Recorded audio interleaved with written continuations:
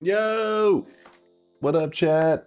3 hours late. Yeah. A little late, Better late than never, though. Good morning, Veldak. Good morning.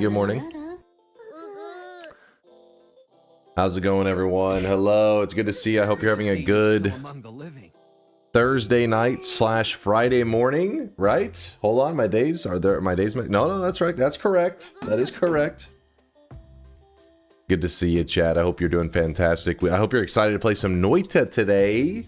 Gonna load up a little bit of Noita, do a little bit of daily run, prepare your bodies, all that good stuff. Yeah, I just woke up a little while ago. Woke up to some storms, and yeah, besides that, doing good. Got some good rest. Good night to you, Mr. Streamer, or is it morning already? Depends on where you live. Depends on where you are. Here in Texas, it's 1:05 a.m. So it's a little late.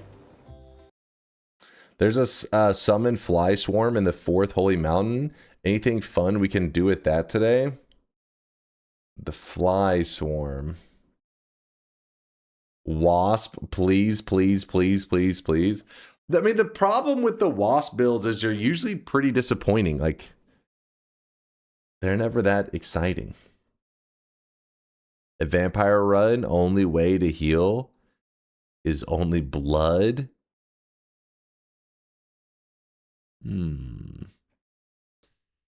Decisions. It sucks because part of like the challenge or coming up with the ideas for the runs, it's like I want to know a little bit of information about the run without necessarily spoiling everything.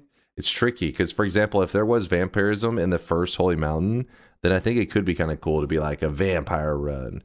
But what if you're saying, hey, let's do a vampire run, and you don't find vampirism until like Parallel World 3? Then it's like, oh.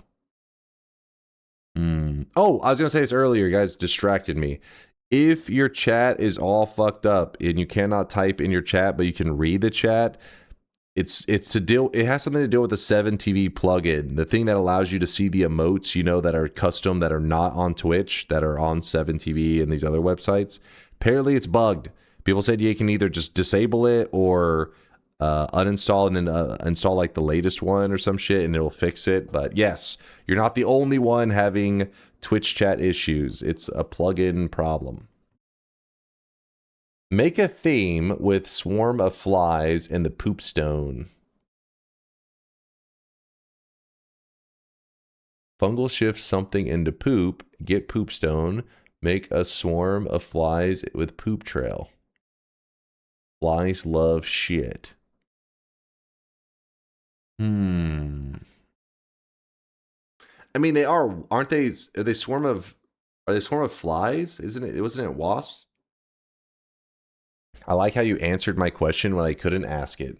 I got you, Flash. I got you, dude. Chase, check this for a run idea. No, sometimes when I look in, if I ever look at it, oh my god, it's exactly what I was gonna say. If I look in Discord with a run idea, you guys write a book on your run idea. The problem is the run ideas have to be like almost like a sentence. It's like when people said like the shit run, you know, it's reading is hard. Okay, here's the difference, Bobo. I don't think you're grasping this. Reading is not hard. Explaining this 742 times during the run for people who stop by is hard. All right? Imagine this. You explain this entire rule set, right? The moment you're done explaining the rule set, you know what's going to happen? Somebody say, hey, I just got in, boys. What's up? What are we doing today? What's the run? And you're like, oh, fuck, they weren't here. Let me explain it to them. You explain it to them. The moment you finish the last fucking syllable of that explanation for the second time, you know what's going to happen is somebody says, yo, just got done with work. What are we doing today? And then I'm going to be like, mods, give me a second. I'm going to punch Bobo in the face because I got to take out my rage on something. And his face is very punchable. I need this. And then I punch Bobo in the face and then I explain it again for the 500th time. Why the fuck are you putting me in this? I didn't write that shit. What? You literally 2 seconds before were saying reading hard. And I was explaining to you that reading not hard, you stupid. That was the explanation. I know you are new in streaming, but did you know, step 1, explain the challenge. Step 2, clip it. Step 3, put the clip in the challenge command. If you can't suppress your urge to yap and explain it every time yourself, it's not the fault of the person who set up the challenge. Okay, Balian, let's say that my title said, today's challenge, kill Kolmi. 2 words. 2 words, kill Kolmi. About 500 times that day, I'll also have people ask, well, what is a challenge? And I'll say it's in the title. What is it, though? It's kill Kolmi. If people get lost on 2 words in a title, the fact that you think they're watching an entire clip, like they're clicking a link, going to a separate thing, listening to the clip, you lost your goddamn mind. That tells me you have never streamed before, is what it says. Not I'm new to streaming. You have never streamed in your life. Find a job without these inconveniences.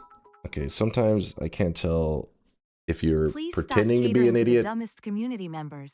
Let natural selection get to them. I mean, I would consider that nutty, finding a job without these inconveniences, but then I wouldn't be here to stream and spread the word of Noita and let people know about the greatest game of all time, and also know that deep down inside you're dying, knowing that the boys are hanging out here to play some Noita and get my Noita knowledge, not this nutty scrub knowledge. Nope. And it fuels me. Every day I go on, I'm like, somewhere deep down, Nutty's dying inside. And that's why I have to come back and stream. He will be a little angrier if I go live. And so I claw my way over to the chair. You fuel me. I've seen streams with these map name in the title, and every 5 minutes somebody asks. Yeah. But not only that, the problem is whenever you have, the more rules there are, the more potential for rule lawyering. That's a problem as well. Run idea, play the game. All right, let's get into it. Let's go. If we did the poop fly run... I don't even know what our goal is. We just make a fly that's like flying around and there's a trail of poop and that's it. Like, we made this. This is art. Phoenix wants a poop world. Read me poop world. Turn gold to poop and then turn world to poop. We could turn the gold dust into excrement. That's true. And at the very end, whenever we turn the world to gold, not everything will turn to excrement, but like the large portions of like gold dust would instead be shit. Imagine trying to introduce someone to your favorite streamer and he starts talking excitedly about how he wants to do a run where he smears shit everywhere. This is chat's idea. I'm just trying to work with it. I take your guys' idea and I try to, craft it into something. All right, we're doing the poop run. I just haven't decided what to call it. Got your first moon quest done today. Thanks to your video. Love the content. Oh, thank you, Random. I appreciate the kind words. Congratulations. Congratulations on the moon quest. Congrats. I just can't decide on what the name's going to be. It's just like, basically the goal of the run. Let's see. 2 girls, 1 cup. No, that is not what we're calling it. Shitty run idea. The shit run. Truck stop run. Flies on shit. Scatman run. Chocolate rain. Damn, these are some really goofy ones. Kaka Kolmi. Is this really a good idea? I don't know. I don't know where we're going with this. Scatman is brilliant. Flies on feces. Why don't we just call it something flies? Maybe we probably shouldn't have shit or scat or anything like that in the title of it. We probably risk DunkOrSlam. The Noita Dung Run. Noita Stinky Flies Run? Is that what you want to go with? The Stink Fly Run. Noita Stinky Flies Daily Run. Yeah, sure. Stinky, it won't pull in anything weird, right? Surely nobody's searching on Twitch Stinky. But they may be searching Scat. I don't want my stream popping up for them. All right, so here is the goal of this run. I went ahead and opened the bet so I can be explaining it while you guys are placing your bets. We will consider our build successful whenever we fire off our wand and it's a flies build, like we're using the flies spell, the swarm of flies spell, or just anything fly related spells. Because there are multiple like bug spells, so I guess anything that kind of falls into that category. And it kind of spawns, I guess it like fills the world with shit. So in Noita, shit's called excrement, which is poop, you know. So that's the goal. It's a really silly run. I know this is really goofy and nonsense, but will the fire wasp set the poop on fire? They may. I actually don't know. If they do, that's still fine. I mean, flaming poop is still poop, right? All right. That's the goal. I am allowed to look up fungal shifts. The run is shitty. Our challenge today is creating a wand that shoots flies to deal damage and also fills the world up with poop. I know. What a hilarious run idea. Let's go. New game. Daily run. Oh, fuck. I forgot to change the title. I got the YouTube video title ready. Scatman, Lord of the Flies. I almost like judge people who end up finding that video. It's like, what were you searching for? How'd you end up here? What were you looking for when you ended up on this YouTube video? Untapped audience. That's where there's some serious opportunity for content creator growth.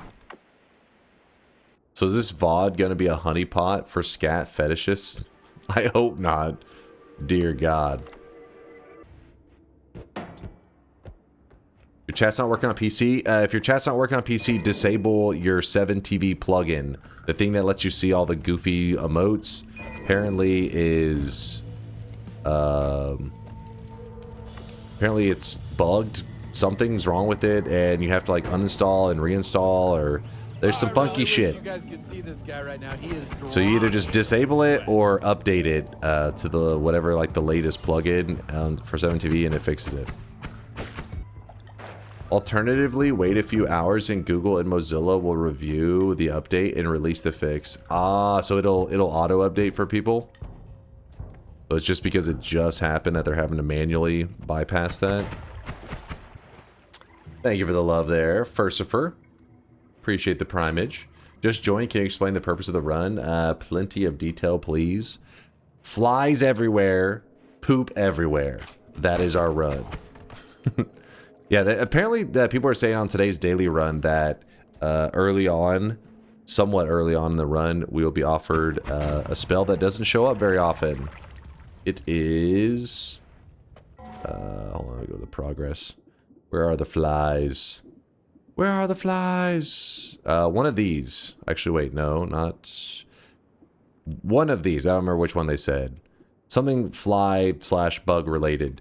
So what we're going to do is we're going to use it for our damage build, and then we're also going to make it spawn tons of poop. We're going to have to do some fungal shifting. We'll have to look up some fungal shifts during the run so that we can, you know, optimize the poop, you know, spam. But yeah, that's the theme of the run.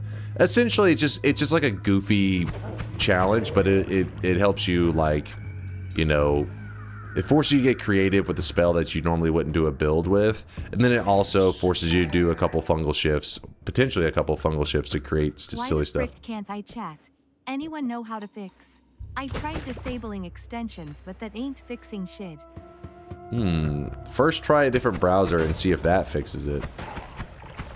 Because I feel like you probably don't have the same plugins installed on your other browsers, even though you think you're disabling it.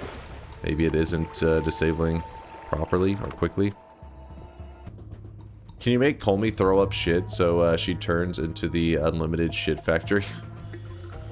We could. Let's wait and see wait and see what the fungal shifts are going to be today before I go deciding on little extra goofy stuff. Our main goal, though, is flies creating poop everywhere. And then if we get lucky and there's some really nice shifts, we may just do bonus ones for the hell of it. Basically, 7TV has a new extension without the bug, but the older version will get the update soon. They have to, like, wait for some kind of approval process. Okay, thanks chat. It was indeed reinstalling 7TV. There we go. What sort of build aside from homing freeze charge flies is the way you're thinking of going with the fly build? I had fun with Nuke-Orbit fly swarm and was looking to try many speed ups with the homing to see how it goes and if it's funny. Thoughts? Yeah, you sound like you have a better plan than me. I'm gonna just kind of wing it. I may try out some phasings on the flies as well, because I think the flies get caught on a lot of stuff unless I think drilling does work with them, but naturally they don't pass through stuff very well. So phasing may be a great way. We'll see. Again, it's like one of those spells that I don't get to toy around with that often. I'll easily go like 4 months without doing any fly related builds. It's like you'll load up Noita sometimes and maybe you're on like one of the sandbox modes and you're dropping in spells, trying stuff out, and you're like, oh, this is a great way to use it.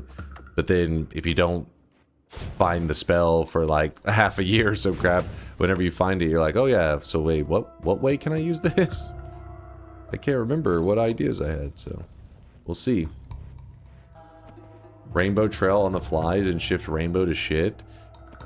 That sounds like a little bit of extra steps. Likely we'll just, you know, turn water or acid or one of those that's really simple into shit. Because, okay, so basically in fungal shifting, there's a set of natural fungal shifts, right? Like there are spells, I mean, there are materials that are just naturally able to be fungal shifted into. And then there are materials that are not naturally fungal shifted into. So what that means is if you want them to be fungal shifted, you have to hold a flask of that material and it can enter the fungal shifting pool, like the possibilities. Rainbow liquid, I don't think is in the fungal shifting possibilities, and excrement, I don't think it's in there. If it is, it's like a super rare one. But I believe both of these are not in the fungal shifting, the natural fungal shifting pool. So this is a bad idea. You usually don't want to take two materials that are not in the natural fungal shifting pool and shift them because it takes extra steps. You have to do a lot of extra work. You take one of the spells, you put it into the pool, you do more fungal shifts to get the other spell, then shift it into it. But instead, if you choose a material that's common, that's already in the fungal shifting pool, like water or acid or oil, and then you just choose to turn excrement into that material, well then you just basically need one shift and you can already achieve your goal. You'll see, we'll probably, you know, we'll dive a little bit more into the fungal shifting stuff whenever we get there. Okay, I'm kind of scared because there is a wand. What do you got there? Oh, is that all-seeing eye? Oh, it's black hole. Slurp. I have not found a single flask. At this point, basically, water is one of the most important things to get in early game. So the smart move would probably just be to pour out my pheromone flask. I'm just being stubborn. I'm just being a stubborn nerd. Oh crap, oh crap, oh crap.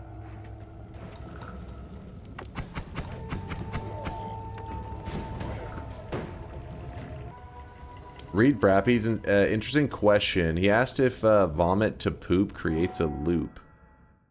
It creates a loop. What happens with vomit to poop? Does it create a poop vomit loop?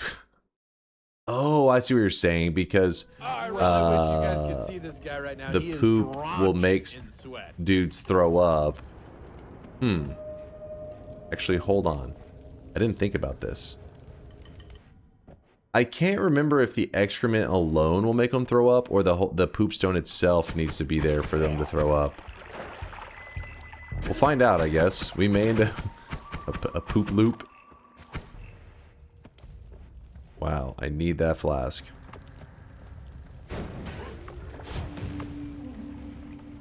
It's a miracle. We have an extra flask. Woo! It's not a poop loop, Dunk. Its actual name is the human centipede. Alright, I think we're talking about different things here. If the excrement, if the poop makes Kolmi throw up, and he throws up poop, then he'll just keep throwing up because he keeps adding more, is what he was saying. But like I said, I don't know if we need the stone there or not. We'll do a little testing. Just made myself some homemade apple cinnamon oatmeal with some oats, diced apples, brown sugar, and cinnamon. You jelly. I am down with all of that except for the apple. I don't really like apple in my... I like apple flavored stuff. You know, like I'm down with like apple juice and I don't know, just apple flavored things. I'm cool with it, but I don't like chunks of apple and stuff. So I'm not jealous unless that's removed. Does this mean you don't like apple pie? I do not like apple pie. It's true. Which is very un-American of me. I know. I know. But before you guys try to turn on me for not liking apple pie, hold. Listen, what about apple fritters? All right, apple fritters are delicious. That's, I mean, come on, that's the good stuff. But hold up. Before you guys turn on me, for all you guys who are in agreement that apple pie is good, let me just make sure that you're aware not all of you guys are consuming apple pie in the same way. Let me show you how some of my Americans are consuming apple pie. I didn't believe it when I first heard it. Chat told me about it. Okay, it's a low quality image, but whatever. Apparently, it's a thing where people get a slice of apple pie and they melt cheese over it. And there were people in the chat defending it last time. They're like, it's good, trust. And I was like, what? It's a thing. It's a thing. I thought it was... listen. All I'm saying is... fight amongst yourselves. Don't come at me for being anti-apple pie when some of you guys who are pro-apple pie are melting cheese on that shit. It's a real thing. It's a real thing. I thought the person that was saying it, that they were talking about it, they're kind of trolling, right? Because when it comes to foods, obviously, you can find a person eating something in like the weirdest way. That you know, there'll be people with like a pepperoni pizza that are putting like Skittles on it or something. Yeah, one person doing it doesn't make it a thing, but that cheese on an apple pie is like a thing. Like whenever you, apparently a lot of the northern like diners and stuff, you can go in there and get apple pie and they say, oh, do you want, it's such a common request. They say, do you want cheese on it? It's like, what? At that point, they're like, it's almost standard. what are you guys linking in there? Why would...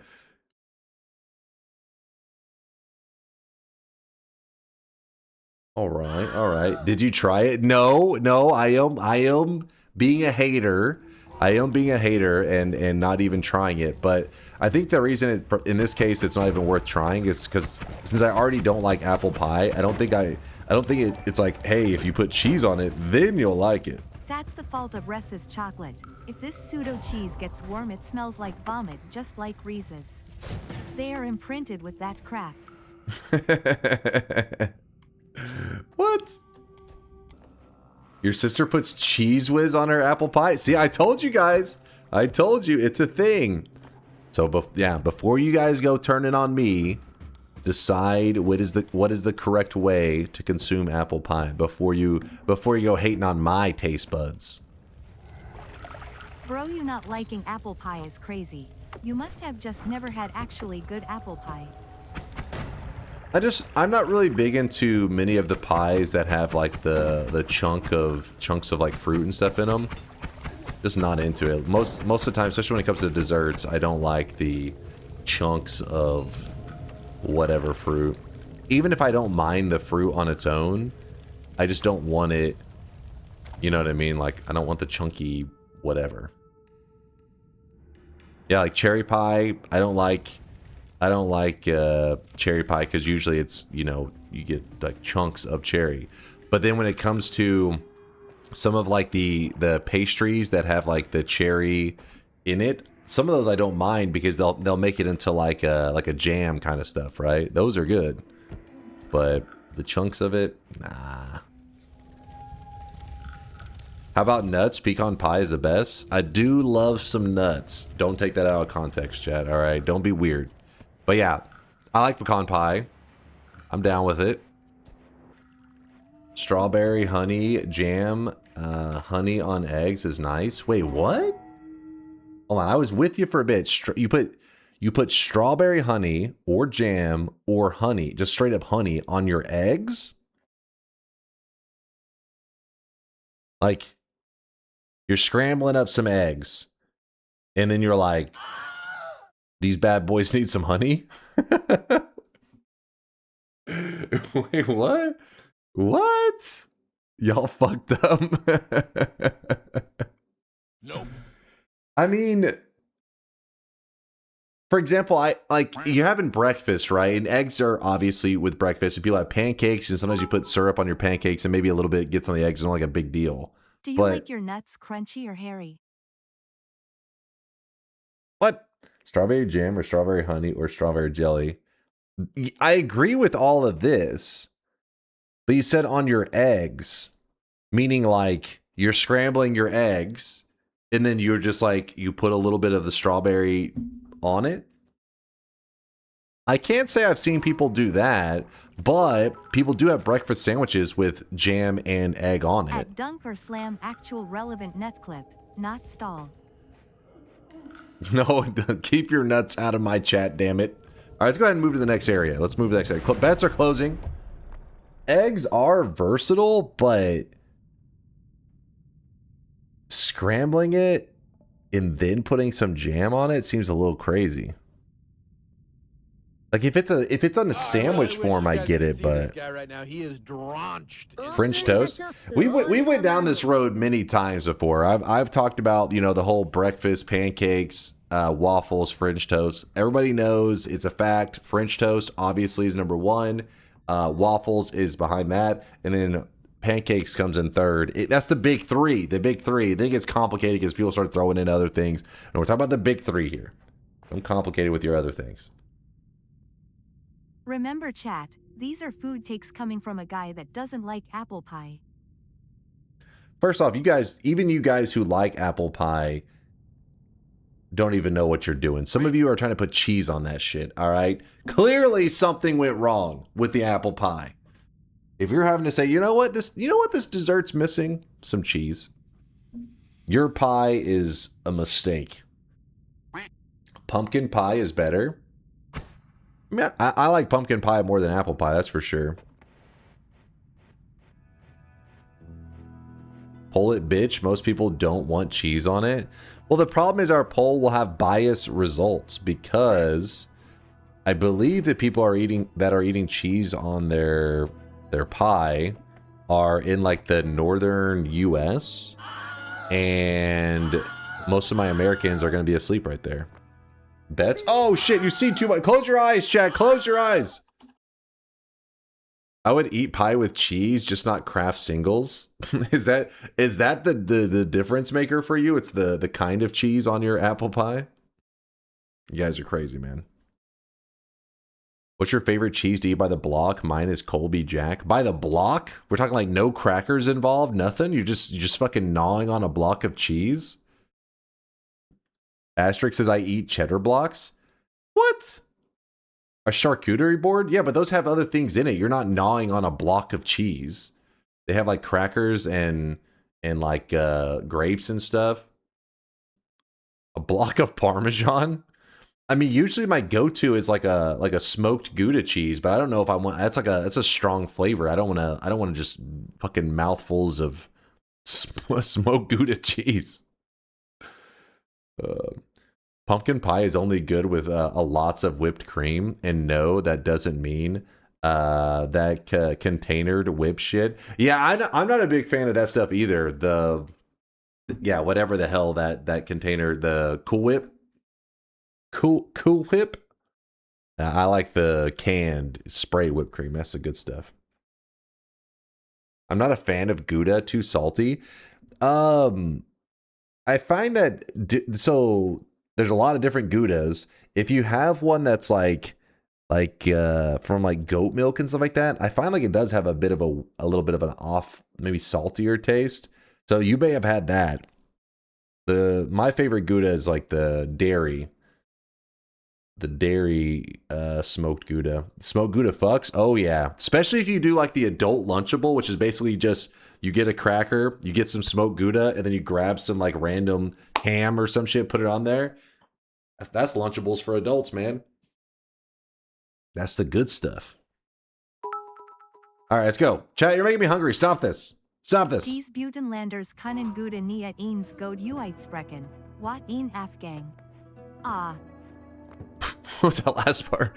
All right. If you're a new player, here's a piece of information for you that may be useful. Actually, not maybe. It's my brother. Whenever I taught him this trick, he was like, wow, that's actually makes a huge difference.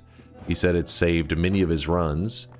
And what you do, if you have pheromone, the first shop, any of the wands in the first shop that is under 200 gold, it actually is inefficient to not buy it.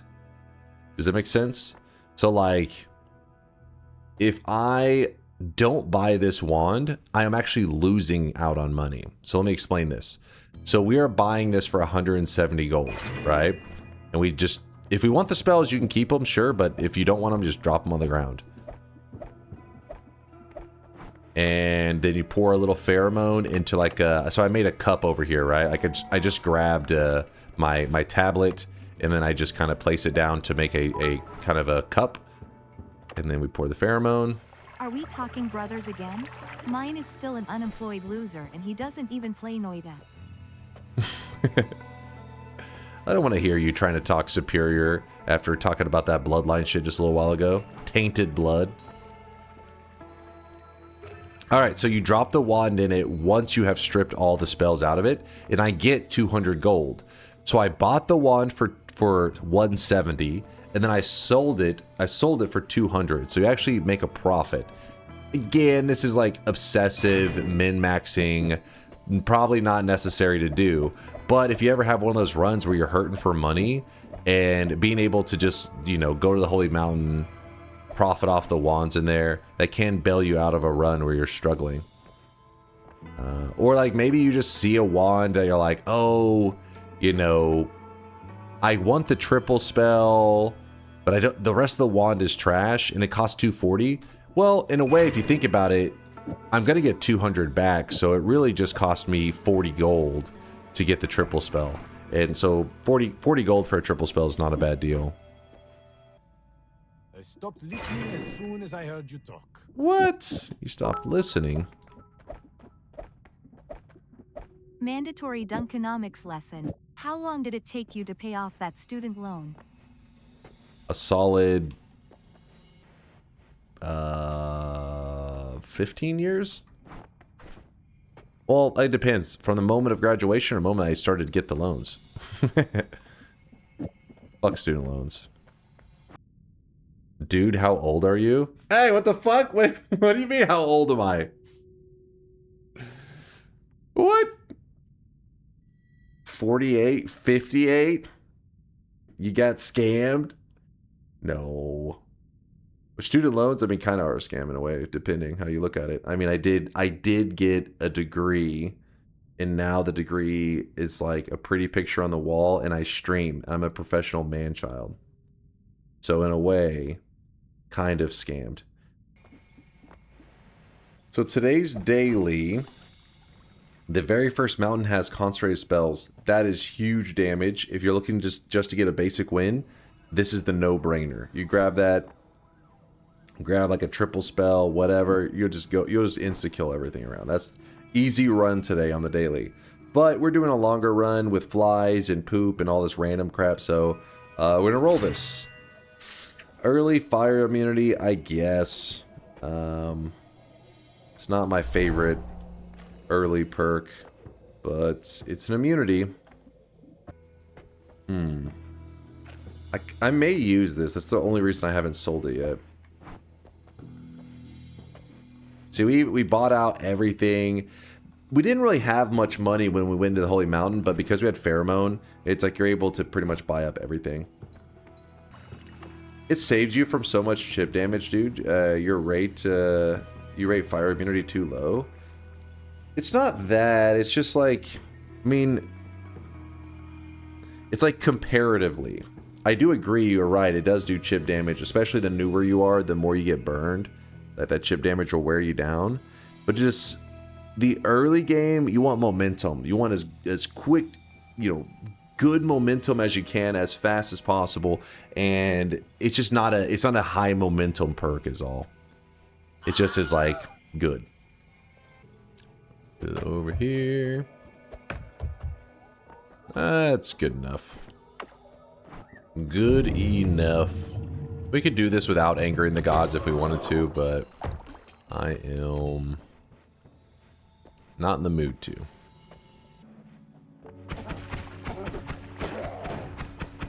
So we have not healed yet. We're just searching around. Very insignificant. But why do you pour water above you when putting out fire? Feels like pouring water below is much faster and easier. For toxic sludge, I still pour up because it doesn't go out as easy. But for fire, I find pouring down is a lot better. It really depends on the situation. You are right, though, because when you pour water down, like you pour it just right at your feet, like so, you can get the stain pretty quick. Whenever I pour it up, I feel like there's a little bit of variance, and sometimes it can be kind of bad. It's like with the water levitating thing, right? Like whenever you go to pour the water up and you jump into it, sometimes you get like mixed results. But when you pour it at your feet like this, you will get water poured on you pretty quickly. Like it'll put the fire out. But sometimes I find that, like, how do I explain it? If you're on fire, maybe you're standing like right here, it's not an option, right? If you're standing there, or if you're standing over here and you go to pour it at your feet and there is another material here, sometimes that will kind of, I don't know if like override it is the right way to word it. There's other variables at play when you pour it at your feet. Meanwhile, when you pour it up and you jump, it's always in the air and there should be no other variable. It's like consistent behavior. So even though you probably could make the case that pouring it directly at your feet is better, I find that jumping and throwing it in the air is consistent.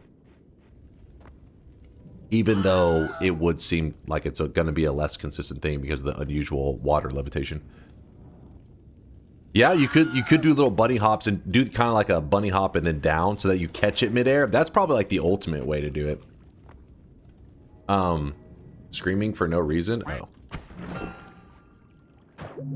Yeah, that probably, now that you mention, that probably is like the actual best way to do it. Is like you're on fire, do like a little bunny hop, pour down. That way you have no extra variables of like stuff on the ground, contaminating it, whatever. And then at the same time, it is like purely on your hitbox. Meanwhile, when you pour it up, sometimes if you don't jump correctly, you'll end up pouring like too high, and you'll end up kind of, I guess, delaying like a couple frames before you get the water on you to put out the fire. That's what makes Noita fun, is everybody's got their own little styles, how they do things. Whatever works for you. I got a sip of water. Need a little hydration.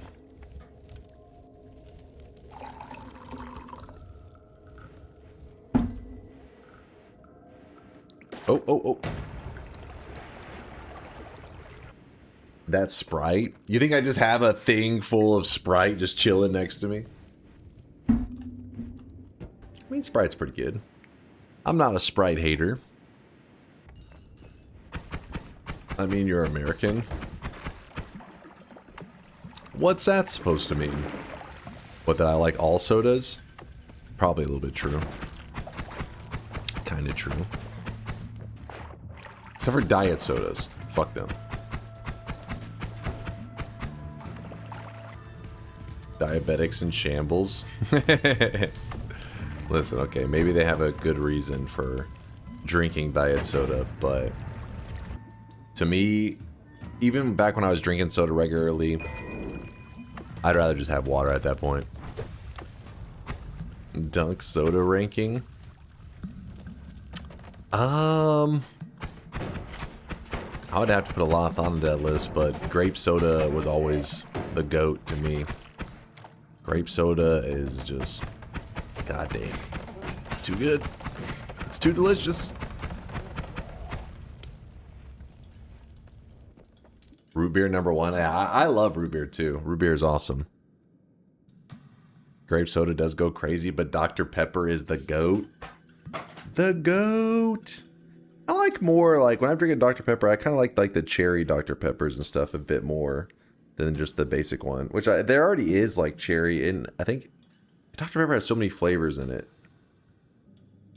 There's cream soda Dr. Pepper. It's so good. I do like me some cream soda. I am a cream soda fan. So, after not having soda for many years, I've only tasted soda, like, a couple times. Like, because, I mean, I just don't really have it around anymore. It's really rare that I'm in a scenario that, for some reason, it's like, sure, I'll take some. And every time it's been, like, disappointing whenever I try soda, because it's not nearly as tasty as I remember. It's like, this doesn't taste as good as I remember. Because apparently, I guess once you break yourself out of that routine, your taste buds are just like, what the fuck is this shit? But the one thing that did hold up, that was maybe even more delicious than I remembered, was grape soda. I mean, not grape soda, was cream soda. Cream soda, I had it, it's been a couple years ago now, but I remember when I had some, I was like, wait a second, why is this one still so delicious? But I've had like some orange Fanta, and I don't know, I just remember being like, I thought it tasted way better than this. Makes it easier to not want it whenever you try it and you're like, it's like a little disappointing. Like, eh. What's cream soda? Never had cream soda. You probably had cream soda. They just probably call it something different in Brazil, Taunt. I don't know. Chat, how do you say, because somebody says, what's cream soda? I'm like, cream soda's cream soda. You don't like cream soda?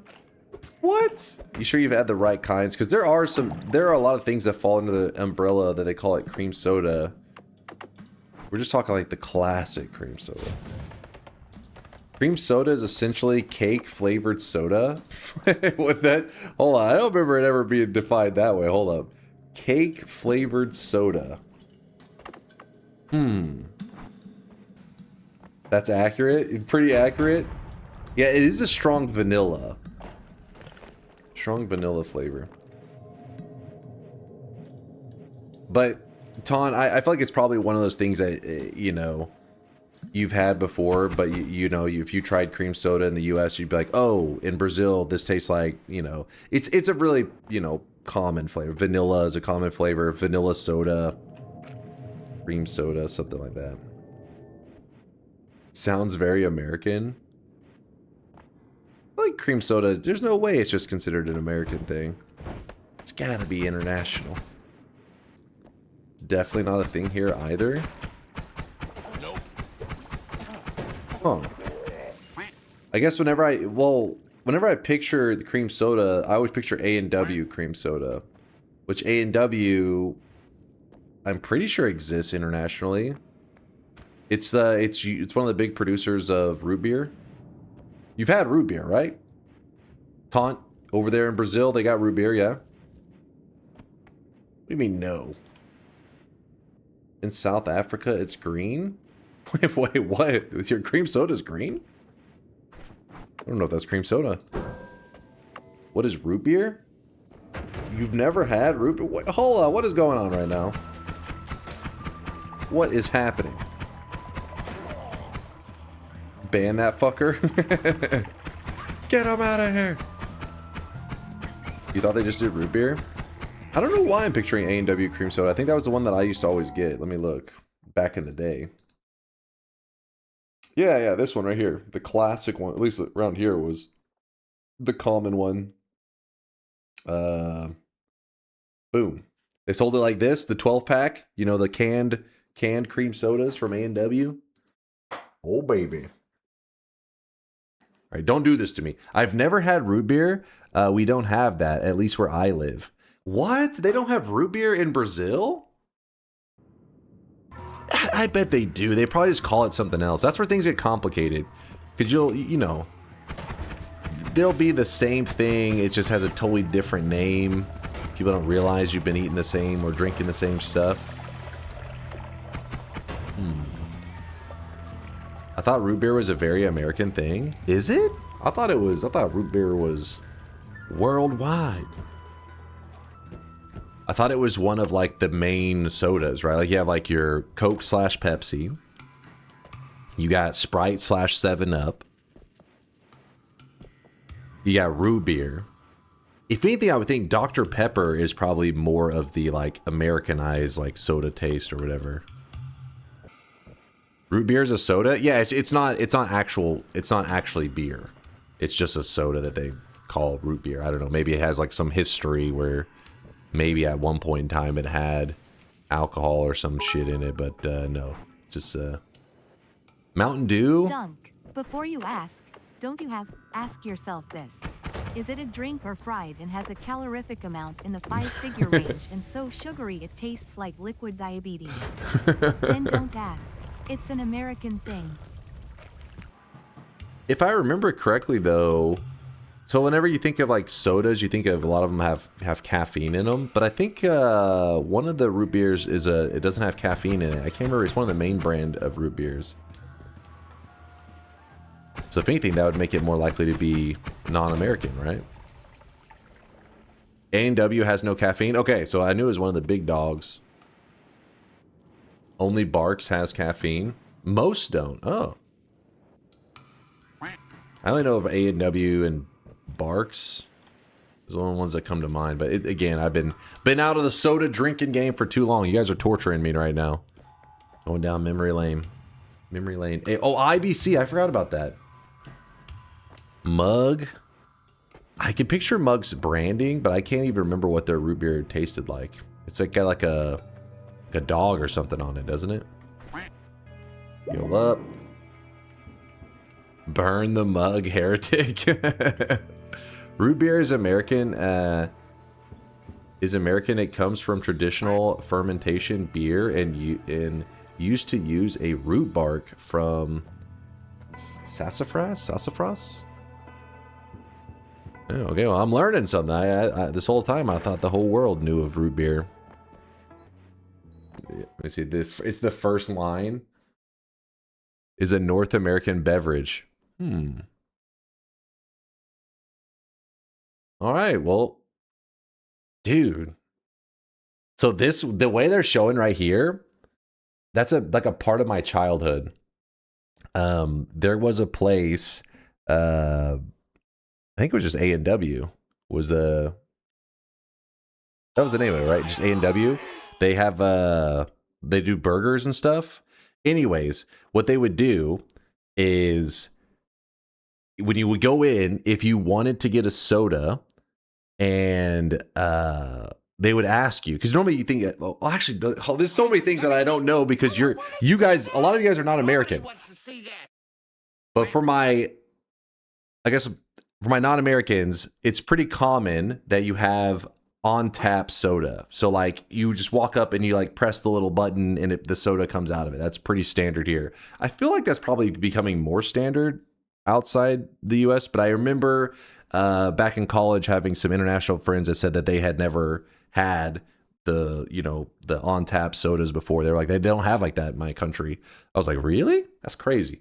Anyways, so the A&W burger place near me, whenever you would order a soda, they would ask you if you wanted a frosted mug. Oh my God. I don't know what it was. It must be, it may be marketing. I don't know what it was, but they would reach into this freezer thing and they hand you this huge mug that was like just solid ice. It's pretty much was just a giant block of ice that could hold a drink in it, and you would put that root beer, you would go to the little on tap, you get the root beer in the frosted mug. You wouldn't even need to put ice in it. You definitely wouldn't need, it was already, trust me, it was gonna be cold enough.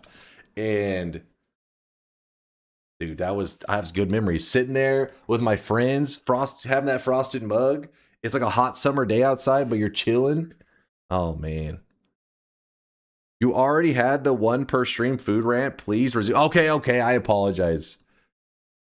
Those are some good memories. I'm like sad now because I'm like, wait, you guys didn't experience this? A&W, Mug, IBC, and Barks aren't real root beers. If you think you like root beer because you like these, then you haven't had actual root beer. I am the official root beer connoisseur, and I've tried over 100 different root beers, and I am the final say on all things. Oh, get the hell out of here. That wasn't me that muted you, by the way. That was TTS. We got a root beer purist over here. That reminds me of people with their tongues stuck to a frozen iron bar. All right, that wouldn't happen. Well, I don't think that would happen. I never remember that happening. But I know what you're talking about. That is a thing. But I've never heard of somebody going to drink from a frosted mug and then their tongue getting stuck on it. I don't know, maybe they made it from, maybe they made sure that it was just cold enough that you wouldn't get, because like if you have a really cold piece of ice, ice can stick to you, right? Like it'll like stick to your lip or something. But I don't remember that ever happening with the frosted mugs. Still in the frosty A&W root beer mug was a rite of passage as a teenager. Listen, I wasn't a thief, damn it. Also, the thought never crossed my mind, damn it. Could have had that at home. I just remember just loving, you know, grabbing that. Those are good times. If you're curious, these smaller flies, the smaller flies, that damage that they're shooting out is pure fire damage. The big fly, he shoots out projectile and fire damage. So the small flies, as long as I have fire immunity, since their projectiles are only fire damage, it's just like, but you gotta watch out for the melee. Like, if they get close to you, they can melee you, and then that will hurt you. Do I know about Kvass? Kvass? What the hell is that? It's a Slavic root beer. Slavic? Hold up. So there are root beer outside the U.S. You know what we can do, because we're not finding anything that great? We do have black holes. We could actually go down the next mountain and just see what it has to offer. My inner American wants to believe Slavic root beer is inferior to the American stuff. I'm feeling patriotic. Hell yeah, brother! I mean, let's be honest though. When it comes to foods, we're always #1. All right, non-Americans, calm down, calm down. Listen, Americans are not known to be the skinniest of people, right? Is that because their food is worse? No, because it's more delicious. We cannot control ourselves, okay? That's part of the freedom. Freedom, you know, they say freedom ain't free. That's why they're saying that. They're referring to the price that you pay when you eat all that delicious food. There you go. Made of trash equals freedom. Listen. Listen. I'm sorry to my non-Americans. I didn't mean to get you worked up. I didn't mean to get you spicy. Some people weren't ready for the, you know, reality. Yes, you're less skinny, and it's because you eat like if you had good free healthcare. What? I'm just saying. I'm just saying. If the people are known to be a little bit on the larger side, it likely is an indicator that there's something delicious going on there. Don't you think that's a fair conclusion to draw? Crackheads also do a lot of crack. Does not mean I share their enthusiasm for crack or that crack is good. Wait, what? No. I mean, that's the analogy's terrible. I don't even know where to begin. Analogies are too flawed.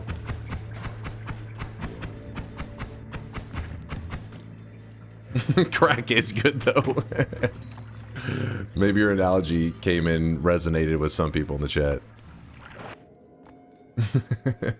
Chat, I didn't realize you guys were so anti-American. When did I start raising a chat full of communists? When did this happen? I'm over here trying to play Noita. I look over. My freedoms are being attacked. What the fuck's going on here? When you chose your stream hours? Hold up now. America is always awake. Alright? We never rest. You know, partially because of the poor diet and just being caffeinated to hell so that you're just wired at all times, but... What is the sad part is, most non-US peeps I know aren't even anti-American, but actively feel sorry for them. Hold up now, I feel sorry, hold up. That's jealousy. I think you're mixing up the emotions. Jealousy.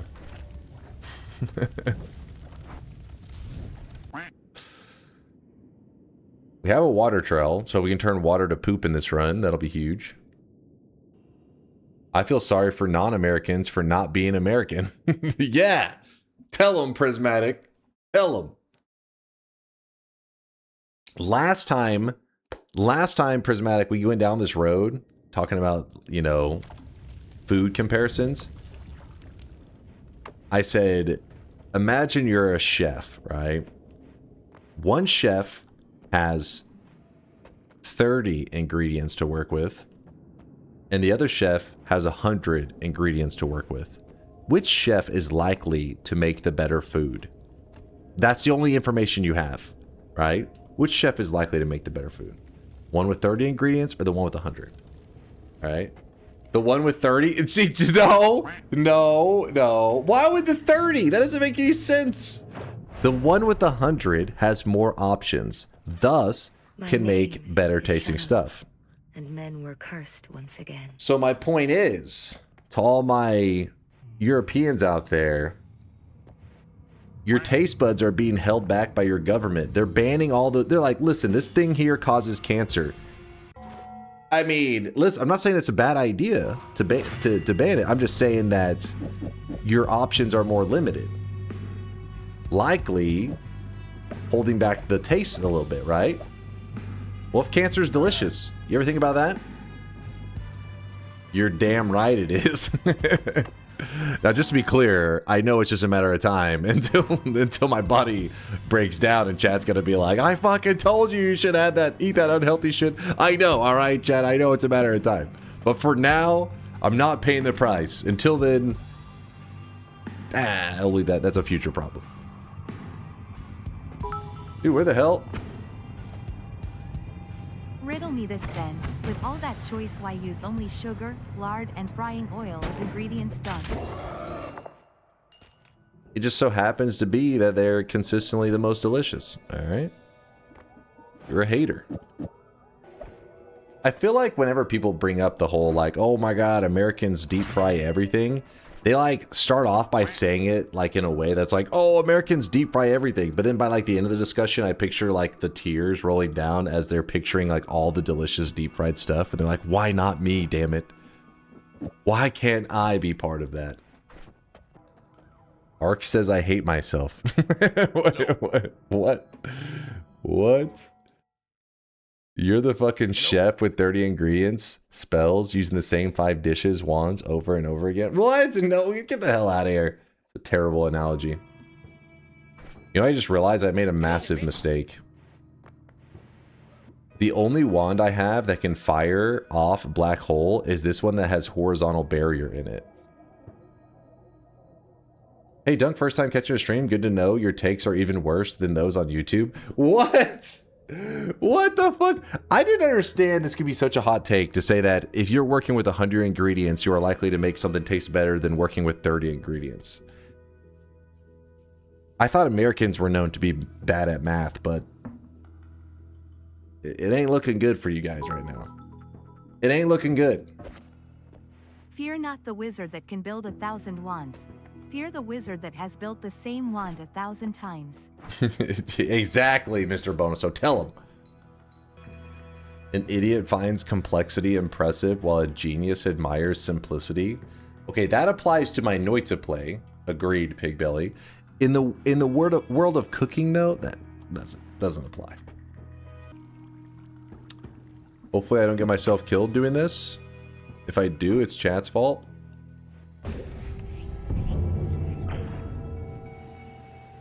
Didn't seem so bad.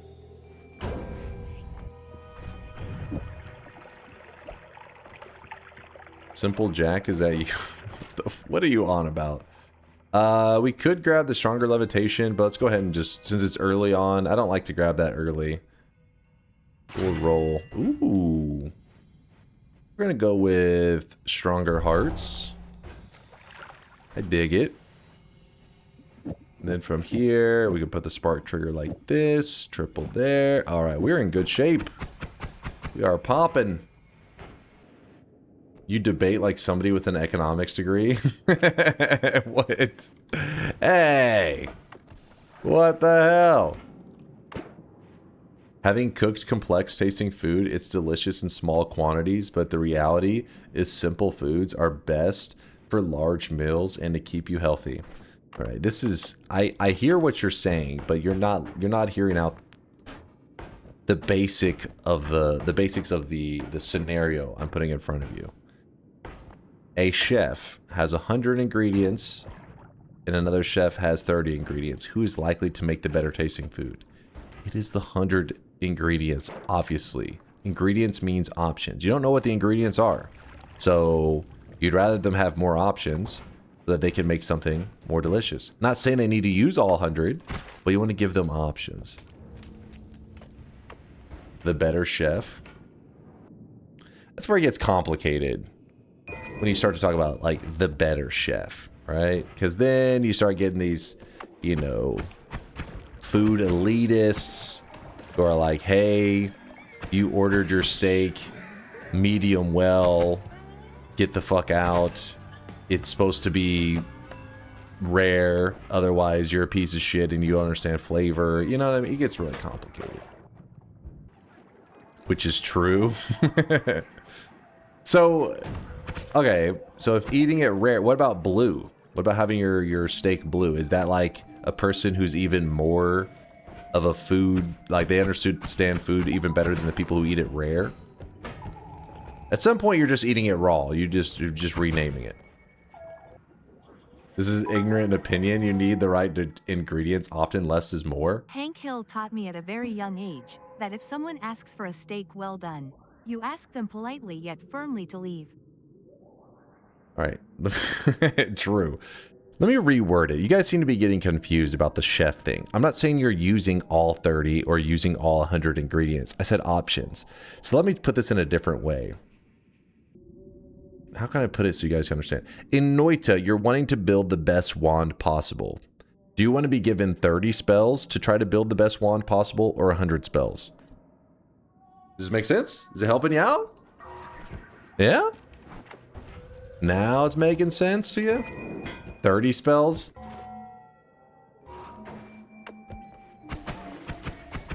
What is wrong with you, damn it? Terrible analogy? What? No, it's not a terrible analogy. It's perfect. I think you guys are just having a hard time getting past the Dunk is right. lies you've been fed. We should find a streamer that plays more than one game. No, come back. Dude, chat is on. I feel sorry for non-Texans for not being Texan, not getting to witness our glorious data centers. Jack Copium. We Americans have a superiority complex and the Europeans have an anti-American superiority complex.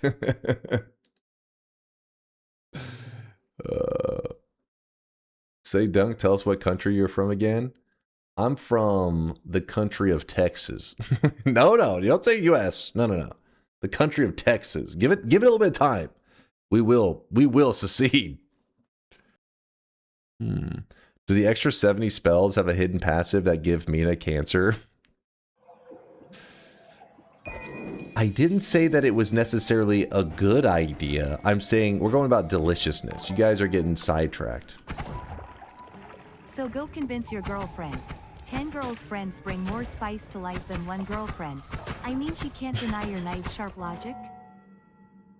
Listen, you're going to lose some people right there because I know there's some Europeans that are like, well, I know some of you guys. I've seen your chat messages. So you may have just converted a couple people. That analogy definitely backfired on you.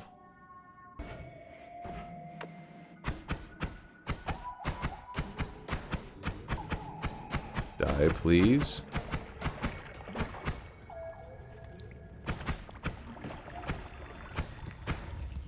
Pretty sure Robo got... There you go. He did. What exactly is he blocking? The freeze damage. A lot of the robots... Actually, kind of a mechanic that's not talked about very much, that some of you will probably be like, what? That's a thing? Because I honestly forget it's a thing all the time too. Is that these machines that don't get frozen... Alright, hold on. This guy needs to stop being annoying. Hey, you. Stop it. Get out of here. There you go. These machines actually have a mechanic. Let me see. But isn't it called... what do they call it in Noita? Is it overclocking? Ghosts too? Wait, ghosts... The ghosts don't get overclocked by it though, right? Oh, I didn't know the ghosts actually got the overclock effect. Never pay attention. What? It's not even mentioned on the wiki? That's crazy. Not overcock. Anyways, what I was gonna say is I'm surprised. It's somewhere on this wiki. I just don't know where to look. But basically, if you try to hit a machine with the freeze effect, it actually helps them. They'll actually be a little bit faster. I think like their attack rate or some shit increases. And it's not really a big deal. You could play this game for 1 billion hours and it really not factor in. See, chat was even saying that apparently it happens to the Ghost too. I mean, I didn't even know. I thought they just blocked it. I didn't think they also got overclocked. Never really paid much attention to them. Because then again, usually when you're fighting the ghosts, that tends to be later in. So usually you would be in a situation you're not having to rely on the freeze as much, or at least rely on the damage from it, I guess I should say. So the idea is if you're in an area that's full of machines, probably don't bust out the freeze charge because they're going to be blocking all the additional damage that it adds, the additional 5 ice damage, and then also you'll be making them a little more dangerous.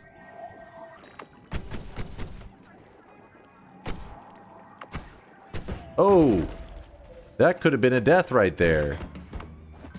Oh my god. I almost just died.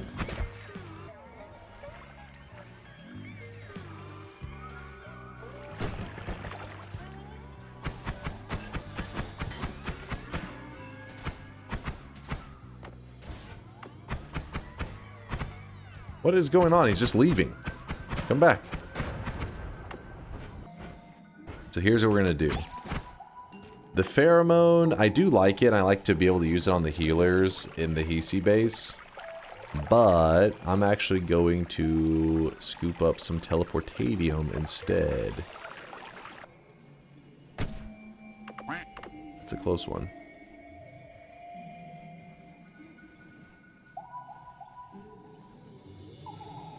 Glug, glug, glug, glug, glug.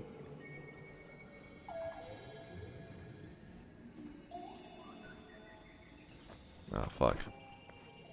Got contaminated a little bit.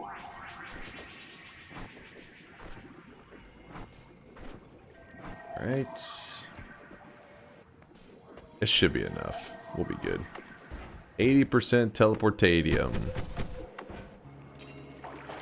Alright. Swap the heavy there. Black hole goes there. I'll go ahead and heal up, but I need to check those spots. Spurn. Oh yeah, I'll check the fungal shifts too, since we are going to need to do some poop shifting today. Little bit of poop shifting. is going to break the chaotic poly if I try to go from below. Let's try to go from above. I forgot that the fog wasn't going in here. Not the fog, but the... Ooh, baby. The, yeah, it is like a fog, you know, that slows the projectiles. That's why the black hole traveled normal speed. Normally it would travel slow in here. Shoot that. Boring. Some TNT. Well, with these chainsaws, this actually changes quite a bit. Because if you remember, there was a wand earlier that I said, ooh, I kind of want to hold on to this. Chainsaws. This wand right here. Chainsaw. That's... Don't worry, we're not going to be running this build for long, so don't be like, oh my god, fucking chainsaw. You don't have to freak out. We won't be running this too long because we're going to switch over to the flies whenever we can. You're freaking out when I told you not to. New to this game, what do you need chainsaws for? That's bait. That's bait. Must resist.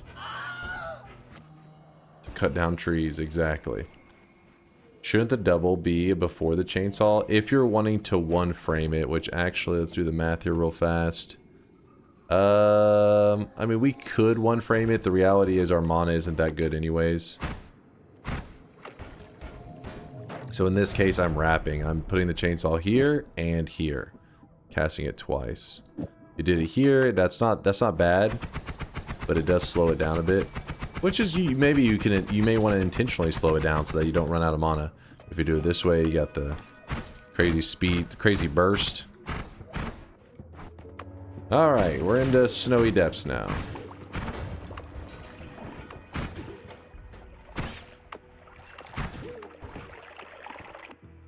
Lame. What is a wrap? Is that something from Chipotle? Exactly. Good to know your understanding. I wish Noita spells were designed to be more interesting, like Slay the Spire. What? First off, I don't know Slay the Spire, so I can't speak on that too much, but more interesting. Noita spells, some of them are insane. Why does changing where the double is affect it like that? Because in the scenario where we're having like this, it's putting the chainsaw at the very end. And when the chainsaw is the last spell in the wand, it removes all cast delay. And the other one, where it's a little bit slower, it's because we're also... it's not because it's just cast delay. In this scenario, we actually need 2 chainsaws. Because if we're casting it one time, we get minus 0.17 removal. If we cast it twice, we get minus 0.34. Well, that recharge time, it needs 4 chainsaws. In this scenario, it has 4 chainsaws. 2 here, 1 here, and then wrapped to there, that's 4 total. Meanwhile, if you move the double over, you only get 3 chainsaws total, which isn't enough to remove all the recharge. Ooh. I do need this pouch. Shit, where's it located? Okay, it's near here. We'll be able to come back to it, no problem. Okay, bad wording. I mean, like, unsolvable. When first learning wand crafting, it's fun and novel, but you quickly figure out what to do with spells. You could do cool stuff, but you're not incentivized to. I mean, there's some truth to that in terms of you're not really... Once you... Like, for example, right now, once my damage is at enough that it kills all the enemies in this area in one shot, yeah, I'm not really super incentivized to, like, push it even further. I don't know how Slay the Spire rewards that necessarily. But yeah, once you have enough damage, you're killing everything. You're like, eh. Then you move you move further on, and then you'll, need more damage then. So then I build a better one then. But in the current where I'm at, yeah, this EC base, I mean the Snowy Depths is not going to push me further. I wish there was some kind of encouragement to use different types of wand builds or damage types. That's why I'm saying that if the daily run, they just, like, stirred up the spells more and, like, what tiers they fell into, it would lead to, like, metas and stuff. That'd be pretty cool. It's not a problem of spells, though. It's a problem of the game not having anything super challenging. I play so much Nightmare because it makes me forced to use cool spell interactions. That is true. Nightmare, because the pacing is so different, you could be forced out of your comfort zone more often. But I still think that a daily that shifts the spells and their tiers around could be kind of fun to goof around with. Where's this worm going? Where's he worming at? Where the hell is this worm going? Oh, I hear him. I found you. Did you drop a heart? He did not. We'll come right back up. Let me just go ahead and go in here and then smack this guy around a bit. We'll just get faster movement, I guess. Ooh. Ooh. Oh, shit. That's a crazy wand. Oh my gosh. I fear the moist mob. The fuck? You see these modifiers that it's offering us? Alright, check this shit out. So one chainsaw. We start off like this. Good damage already. Then guys are so cute. I could just maul you to death. I could just maul you to death. Then we add orbiting arc. More damage. Then we add linear arc. More damage. Then we add horizontal. More damage. Now this thing is pumping. And then we put down the triple. Do we have one more chainsaw? Oh, we don't.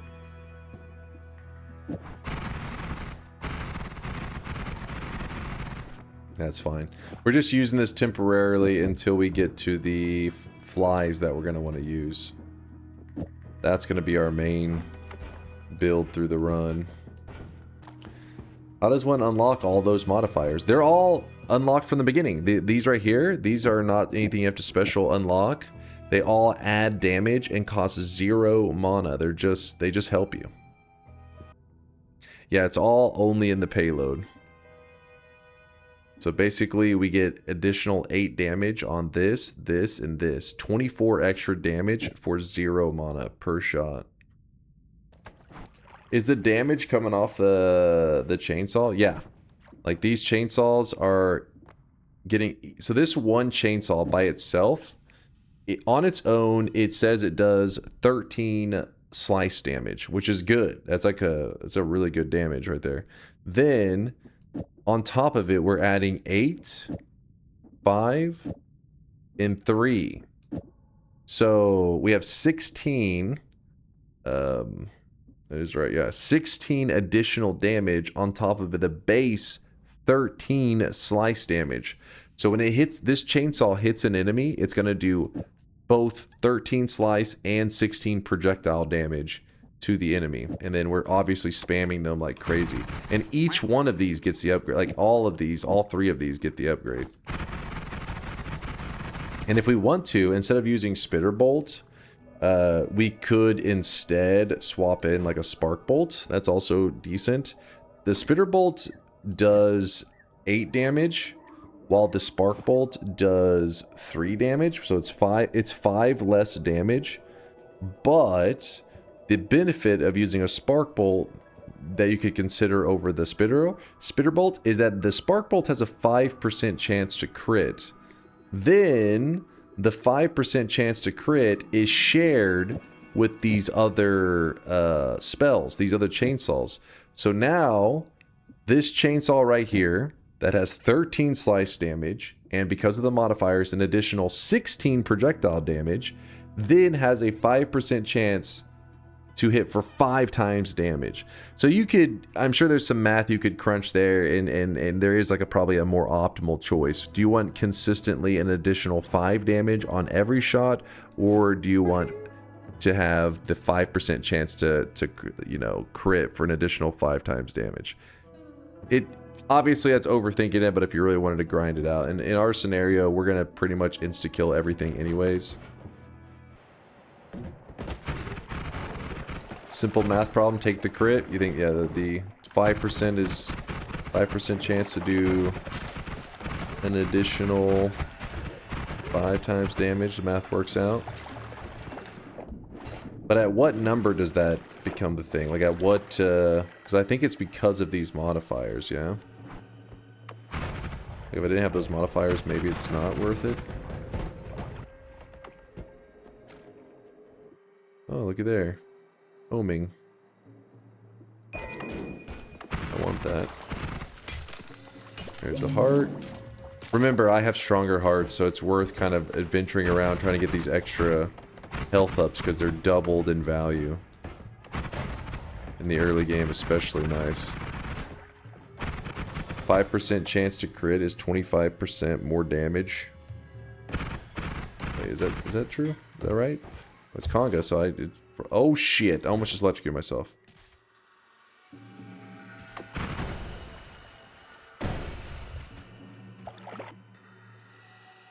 Yeah, I almost did. I cuddled with that thing. Did you see me like stand on the explosive box and like, what's going on here? Mainly just glancing around, hoping to find an add mana, or just things that can help our flies whenever we get them in a little bit. The homing is very helpful. I saw an Uko over here just now. And that upsets me. There it is. We got him.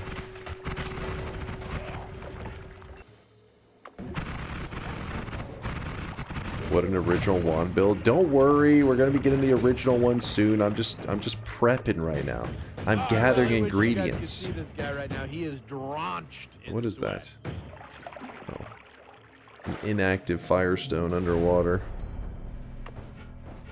Let's find a healer. Gotta be careful. Double propane tank will actually kill me.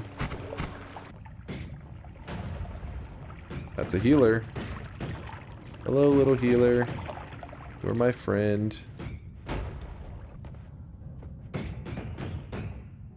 Ooh, that's kind of scary. Second healer. Woo! 2 healers. My 2 friends. Alright. I'm going to injure one of my friends. And we run over, we injure the other one. And then they... Oop. Oh, come on. Then they make sweet healer love. 2 healers at the same time. Just living the dream, Jezza. Alright, we're healed up. What I need to do is I'm heading to the bottom right to turn in my broken wand. I picked it up earlier in the fungal area. It's not guaranteed to be anything good, but I don't know. I feel like it's worth the payoff most of the time. The healers, of course, see freezing vapor and do what healers do best and instantly dive into it. Oh look, there's a gold drill. If I had any electricity, I would turn it on, but I don't have any electricity right now.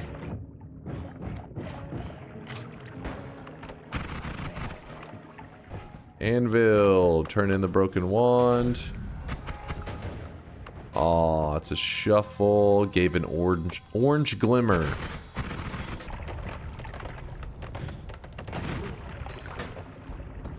There's a healer again.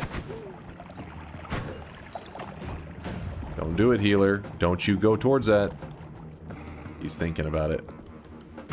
He's like, man, I would love to die to that vapor.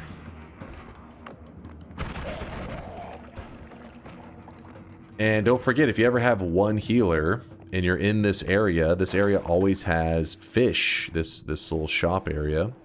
So if you kick one of the fish, if I can, there you go. The healer is actually friends with the little fish. And we'll try to heal them. So then you can just intercept the heals, get free heals, blah, blah, blah. I mean, what I normally do is I scoop up the water so that the fish aren't moving around. Because when they're moving around, they're kind of annoying. The little fish. So we're actually going to run into, I think, a bit of a problem here. Wait, I think maybe we have exactly the amount of teleportatium that we need. Let's see. Oh, wow. Yep. Worst case, if we didn't have enough teleportadium, we could use the ambrosia that we have. Ambrosia actually sits below teleportadium. So what you could do is if you're missing that little bit extra, you just put a bit of teleportadium at the bottom and it will kind of like rise the... It'll bring up the level of the teleportadium so that it reaches the point that the portal appears. And then the portal is insanely disappointing. Holy shit. It's kind of impressively not good. Nuclear launch detected. No, we are not busting out the nukes. When are the wasps? I think the next mountain has the wasps, people were saying. Do it. Alright, look, I'll grab the Nuke-Orbit just because there may be a chance to do something funny with the flies later. But no promises. No guarantees. Do it. Get electricity.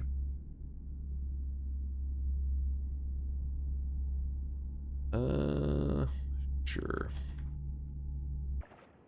Alright, what's the plan now? We have Big Steve in the next mountain. Just go ahead and kill Big Steve. And with Big Steve, it shouldn't be too bad because... Oh, shit. Gotta put the ambrosia on our head. And then we just blast him. And there it is. The Summon Fly Swarm, who is supposed to be the hero of today's run. Alright, let's grab up the fly. I'll grab that stuff in a moment. Alright, the little flies. Doop. So we're going to take these flies, and we are going to attach homing to them. Oops, I didn't mean to throw that down like that. Ooh, we need a better mono wand. 60 plus 70, that's going to be brutal. Plus 10. Okay, so 140. We can't cast it on there. Let's go find a quick non-shuffle that we can use instead of this garbage. Also... roll that. Oh, wow. Let me grab that in a moment.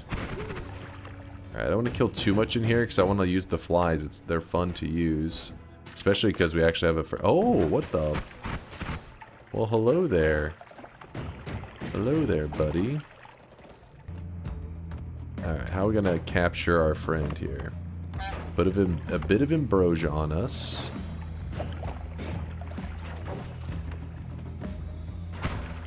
Gotta watch out for that juice. Alright, he's hitting us. Are you kidding me right now? Are you kidding me? Don't you fucking dare. Did I get it in time? Actually don't know. Oh yeah, this is gonna be a big one. Oh yeah. Oh yeah. Let me get the fuck back real quick.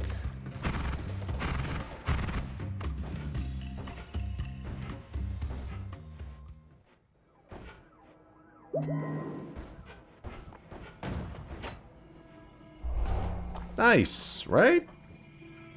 It's a little bit of flavor. Do you need ambrosia for the HP trick? Yes and no. So technically no, you don't need it. You can do the trick even without ambrosia. But the reason you're going to want to do it is because to get as much value out of the trick as possible, you want to get your health as low as possible. Well, whenever he hits you with his effect, he actually does 7 damage. Meaning, when you're at 5,332 health, 7 damage is a joke, right? You're like, I don't care about 7 damage. But when your health bar gets smaller and smaller and smaller, eventually at some point, 7 damage can be your... was it 8 damage? I may be forgetting the number. You could be right. 7, 8, somewhere around there. At some point, your health bar is so low, that's your entire health bar. So if you just sit there and let him hit you over, and next thing you know, he just will like insta-kill you. And you're like, wait, what? I thought he only does a little bit of damage. It's like, yeah, but your health bar is like tiny as hell. Because you're temporarily hit with the debuff. So you put ambrosia on for the safety. And yeah, I have known of quite a few people to die to the heart mage doing the tricks and forgetting that he does a little bit of damage.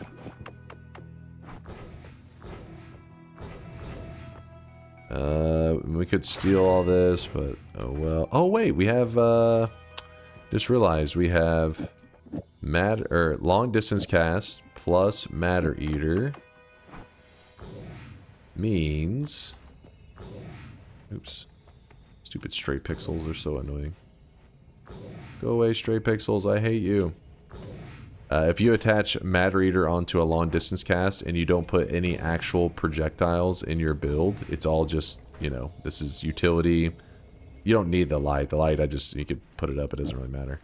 But basically there's no projectile on the wand, so it does not reduce the charges, it just leaves it at 10, and you could infinitely dig.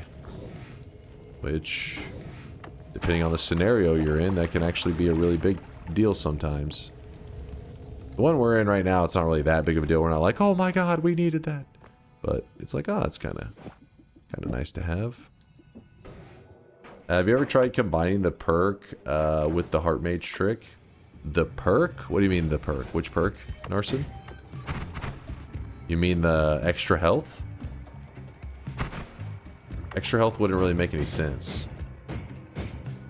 Oh my god. The one you just picked up? Because that wouldn't make any sense, because you gotta remember... The Heart Mage trick, what he does is he's like reducing you, he's reducing you percent wise, right? So if he's reducing you percent wise really low, and then you grab the extra health, it's only gonna add off of your current health, you know what I mean? So like if your total health bar is 10 because of his debuffs, he only adds 5.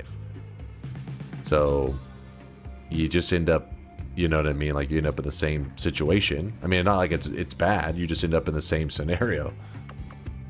You guys want me to do it? All right. All right, let's do it. Let me check over here. Is it safe?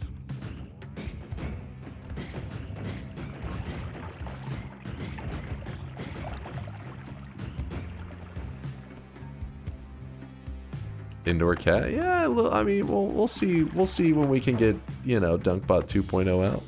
ASAP.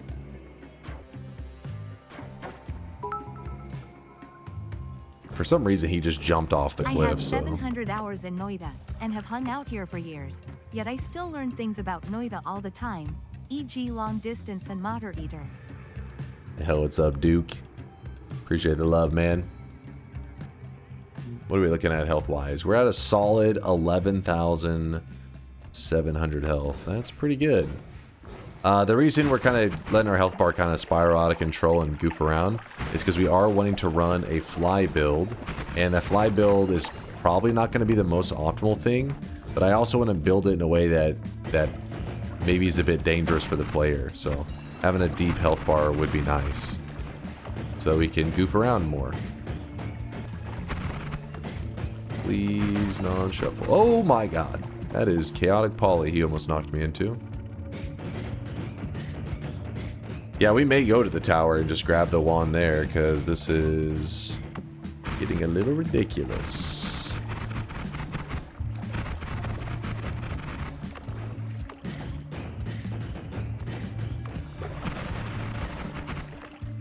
I could do the Heart Mage trick again, but we're not going to get that crazy. Alright, there we go. So now we can actually start our fly build, and then we can start talking about how we're going to maximize the poop from the flies. It's a whole thing. Oh, I should have grabbed a timer. I've been offered a spark timer several times now, and I have not grabbed it. The what now? We're going to make it so that the flies, when they're flying around, that they poop all over the place. But first we gotta get everything set up first. It's gonna take a little bit.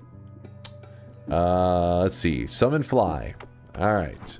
Flies, good. The flies have a natural like boomerang effect where they just kind of follow the player. So what we're going to need is to put homing on the flies, so that whenever I cast it and it sees an enemy like this, it will fly after them and pump them with some damage. Now, the flies on their own with like homing in the fly, I don't think we'll be super happy with it. Let's go test this out a little bit. Oh wait, what the hell? Oh, there's some spark timers. We'll probably use those. We will be using those. And ooh, and phasing. Oh man, we're getting some stuff. Okay, now flies. Test it out. Fly versus fly. Not the most exciting thing you've ever seen, right? I mean, they're okay, but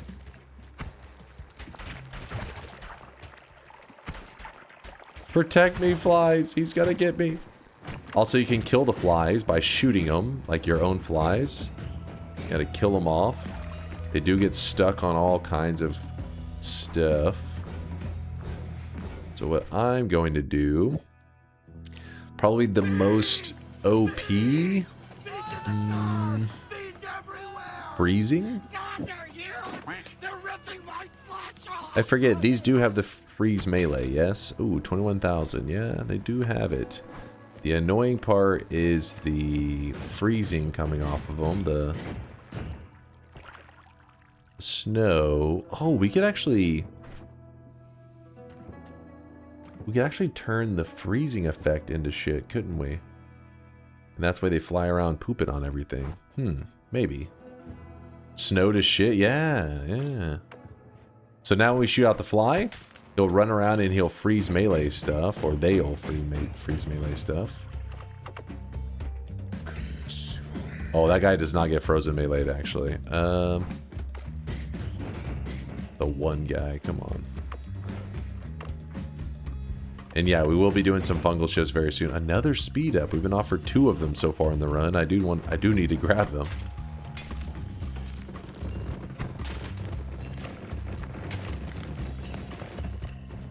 They're kind of cool, right? They do shred.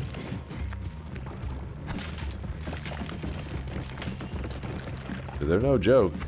They can freeze melee like crazy. Where are the big lukey guys? That's what the flies actually look like. They're strong. All right, there you go. Get them, boys. Yeah, they insta them because the lukey guys are vulnerable to the frozen melee attack, which these mages are not. Yeah, so we've gotten a good look at like the base flies, right? Like the base fly, pretty mad. Then you add the freeze, and they start to be like kind of, you know, a little bit. Ooh, like there's something to them. The thing I got to be concerned about is that dude that almost hit us. Now, I'm pretty sure if I get hit by that guy right there, that's the twitchy mage. And it causes my own projectiles to be able to hurt me. Well, these are freezing bugs that are boomeranging to me. Meaning every single one of these would be trying to freeze melee me. So twitchy goes from being like twitchy is kind of a scary thing. It is ultra scary with this build because if I get hit by twitchy, I think it just means death. I don't think I'll survive it. I mean, you'd have to instantly react and like shoot all the flies before they kill you. Will you put Matter Eater under add trigger to make your flies eat through terrain? Yeah, and I think there's a slight downfall. I think if we do the Matter Eater, I think it shortens the lifetime of the flies. I could be misremembering. I feel like that's a thing. Let me go ahead and we gotta increase our fly damage and whatnot. Would you rather need to get back-to-back wins in Fair Mod or drink an entire bottle of extremely hot sauce in one sitting? Probably the entire bottle of extremely hot sauce. As long as I don't have to keep streaming afterwards, because I'm probably going to go shit blood afterwards. But yeah, I would choose that one. The fair mod is like, it's mental torture. The hot sauce is more of a physical torture. All right, let's do the shop, and then from there, we're going to start making some upgrades to these flies, and then I'll kind of discuss the upgrades, like each upgrade, what it brings to the table. But this should be safe on the fly, right? Why did I shoot that one? Oh, they kill each other. The moment they're born, they're like, we're alive, we're dead. Which, huh. I noticed your stream title says Noita Stinky Fly Daily Run, but you do not appear to be flying. Did you forget to enable the $15 drone mod? I do want to return to that, Evasia. I feel like it's probably a little bit of torture for some people watching, but I don't know. It was, I enjoyed the mod. It was so silly, but I don't know. There's something about it. The challenge of it was I enjoyed it. I gotta fix this. Whew. Dunk, you're a great streamer. Oh, thank you, Ark. I appreciate you. All right. I gotta get a haircut badly. I know. All right. Let us begin. Get back to the action. So, fly talk. Flies. So, freeze melee flies, obviously doing a good job, except for the enemies that don't give a shit about freeze. We could put the flies on a spark trigger. This is still good. What will happen is when I shoot it at an enemy like this, they'll freeze melee enemies like instantly. They'll like freeze melee them right away. All right, we got the spark timer. So the reason for probably wanting to use a spark timer over a spark trigger. So the spark trigger, we shoot it out. It spawns them at the location that it hits. Spark timer, we can guarantee that they spawn the flies even if we miss the target. And I think that's probably better for our situation. We'll see. I may change back to trigger. We'll see. Get away, fly. Go away.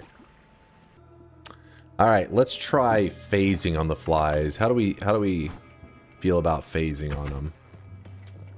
I like them. They can go through walls and stuff. I like it. So we're gonna go phasing on them. The other modifiers kind of suck on the flies, I think. So if we were to add orbiting arc to the flies with phasing, I think it messes with their movement a lot. Let's say we put all of modifiers on there.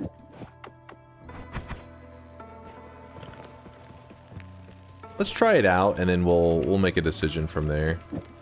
We'll see if we want to keep it on there or not. Alright, let's see how the flies do against Big Steve. Gonna be a big moment.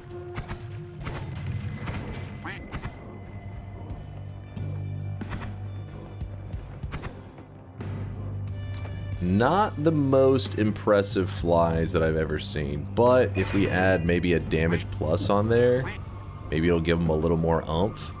A little more juice. Get them, flies, go! Oh, damn, he just lit the flies up. There you go.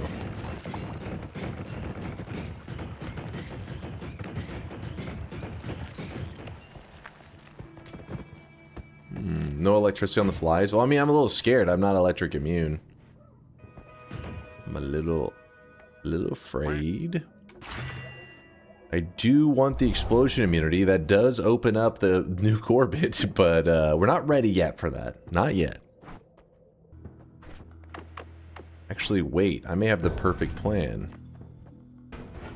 What if we did use the nukes on the flies to kill the Alchemist?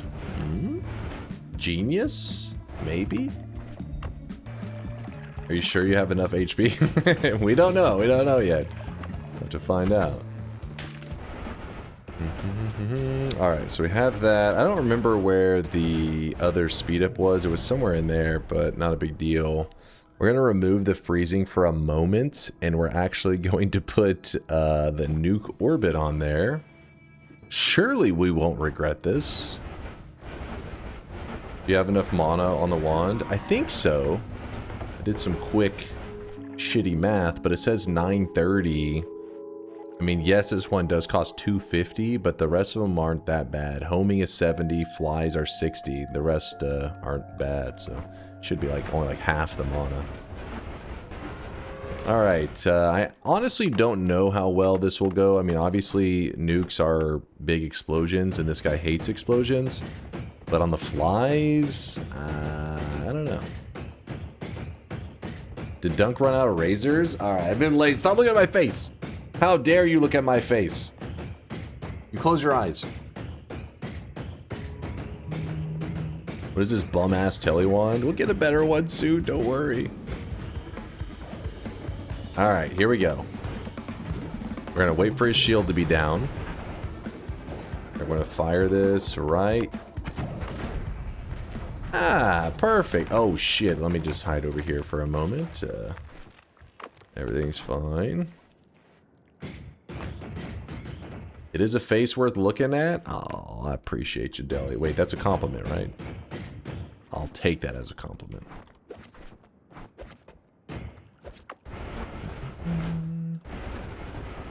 DunkOrSlam, do you think the modern world has become too complex and technical for the average person to have a meaningful or useful democratic opinion? Do you believe we should be ruled by benevolent philosopher kings and philosopher mommies? Did you say mommies? Listen, I think this is getting too deep. This is too deep.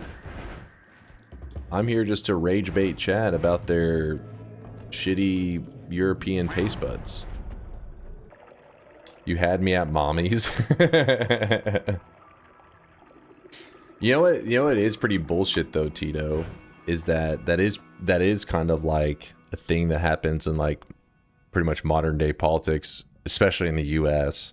is to be able to like follow some of the moves they're making, especially if they're done in like they're clearly up to no good, but because they assume the average person wouldn't be able, you know what I mean? Like it's like, oh, you know, the average person would have to like read up on all this information to understand, you know, why this is a bad idea or whatever. It's like your average person, no, it's like you have a job, a 9 to 5. People don't want to get home from their job of working their ass off and then do homework, right? So you just have faith that you're like, oh, the person I elected, my representative, whatever, will work in a way that best represents me. And then meanwhile, the person that's representing you is just like, there's no way they'll look into this. It's too, So there's definitely some truth to that. Yeah, you gotta love the redacted stuff. That's the best. You're like, and it's all the fault of redacted. What the fuck? That's the part I needed to know.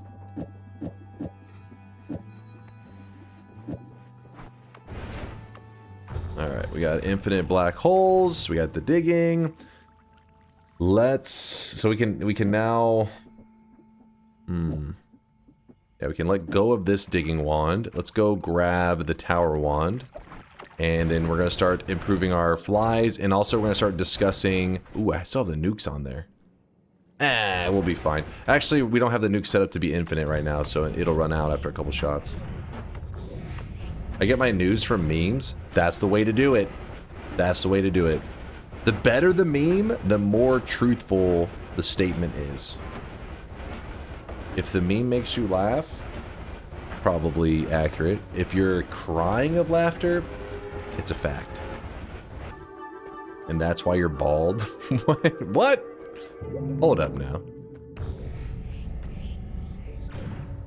You know what? I'm gonna take out my anger on this spider boss right now. Just because you were mean to me. I want you to watch. You did this to them. I didn't want to hurt them. You're making me do this. Right, get over here, spider boss. Open your mouth. Wait, what? Oh, this is... He's not actually open his mouth. Wait, here it comes. Is he alive? What the hell? He's trying to escape. Get your ass back here.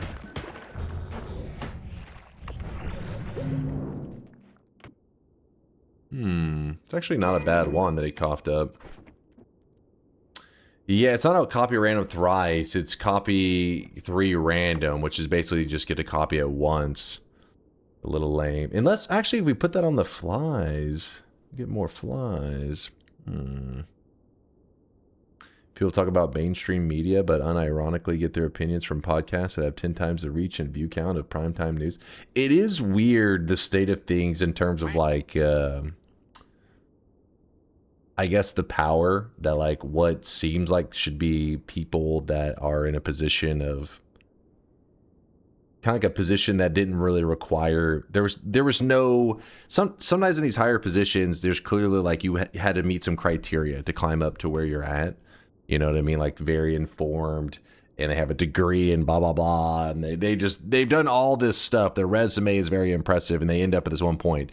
Meanwhile, you have, like, you could be a podcaster. You're like, this guy didn't even graduate, you know, he didn't graduate high school.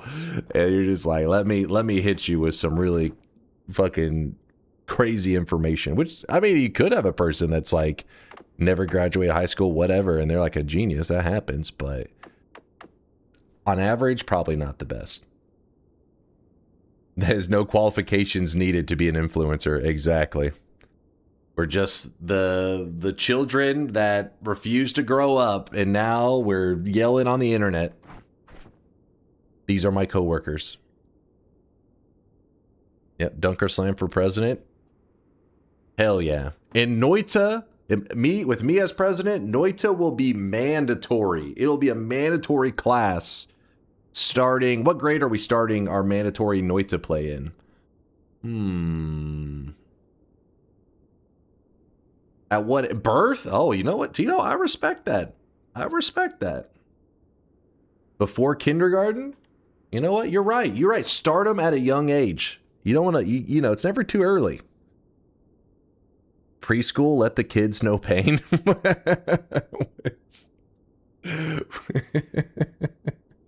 I just picture you proposing this in front of a school board, and that's like your slogan to get them on board. Let the kids know pain, and they're like, yeah, "Fuck these kids! Yeah, hell yeah, screw them! They need to suffer. Hell yeah, yeah, I got it. They'll be tough. They'll have that grind mentality. They won't give in easily." Kids are smoking the weird fungus. There may be some bad side effects because the fungal shifting at an early age, because in Noita, people, you guys especially tend to be like, yeah, fungal shift. So giving that to a kid at a young age may make it seem like stuff seems like it's pretty awesome. Hold up, I can't wait to fungal shift IRL. Oh no. We end up raising a generation of like hardcore gamers, but they're all addicts. They're all addicted to some kind of substance at that point. Make them play fair mod. We'll teach them how real life looks like. Now that's child abuse. That is. You got to draw the line somewhere, damn it. All right. We're heading down. The reason we're going over here, I didn't really need the orb. I'm just grabbing that for the hell of it. I'm going down here because in the tower, there's some Giga Chad wands. And you know what? I'm actually going to do something that is, you know, may get me laughed at by some people. But I'm going to grab the Wand of Multitudes just to give me some more space to work with. Yes, it is an inferior wand, but, you know, we're going to need it for this situation. Why is the statue tweaking out? So Noita does that whenever you load into areas. Sometimes the area, the terrain doesn't quite load in quick enough. So the statue loads in first, starts to fall into the ground just slightly, and then the terrain loads, and it just catches the statue, and so it's like stuck in the ground. The freeze for the flies, yes. Freeze is back on there. What else we doing here? Alpha, cast copy of the first spell. So we could put the nukes on it. I just feel like that's gonna be a little too chaotic for the moment. Let us build up to that. If I put the Matter Eater on there, how does that do?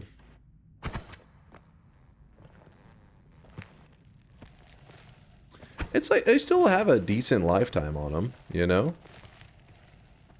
Kind of thought they would die faster than that because Matter Eater cuts their lifetime down, I think, a decent chunk.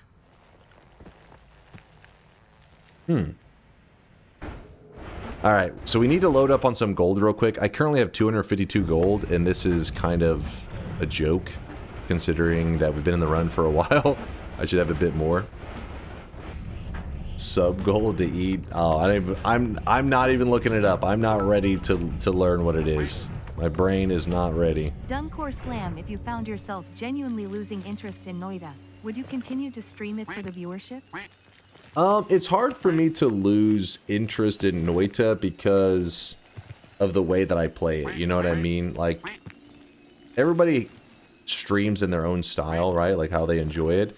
And so there are many streamers that get kind of locked into their game, where they feel like they can't like stray out to other games because obviously their community's built around that game specifically. And that makes, I get it, but I feel like they're just a different type of gamer than I am, right? Like, I am a little bit weird, a little bit more obsessive about games, meaning like I almost find like a comfort in playing like the same game over and over. That's why whenever people ask me like the classics, you know, the games that everybody's talked about for like forever, you know, like they talk about like Dark Souls, hell, even mainstream, really mainstream stuff like Minecraft.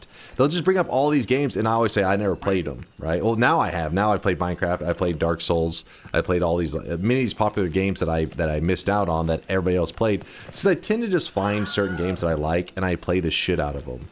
And I don't really get burned out in the regular sense because I think the kind of gamer that they are is they're really like hyper locked into their game.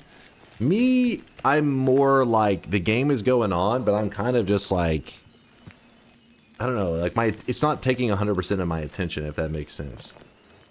So whenever I play other games, if I play something besides Noita, I am actually a little more stressed than normal because I'm having to like, you can only get into that like comfort zone when you feel super confident in your skills in a game. You can live and breathe in this world, you know it very well, so it allows you to just chillax while you're playing, right? You're just chilling, you just relax.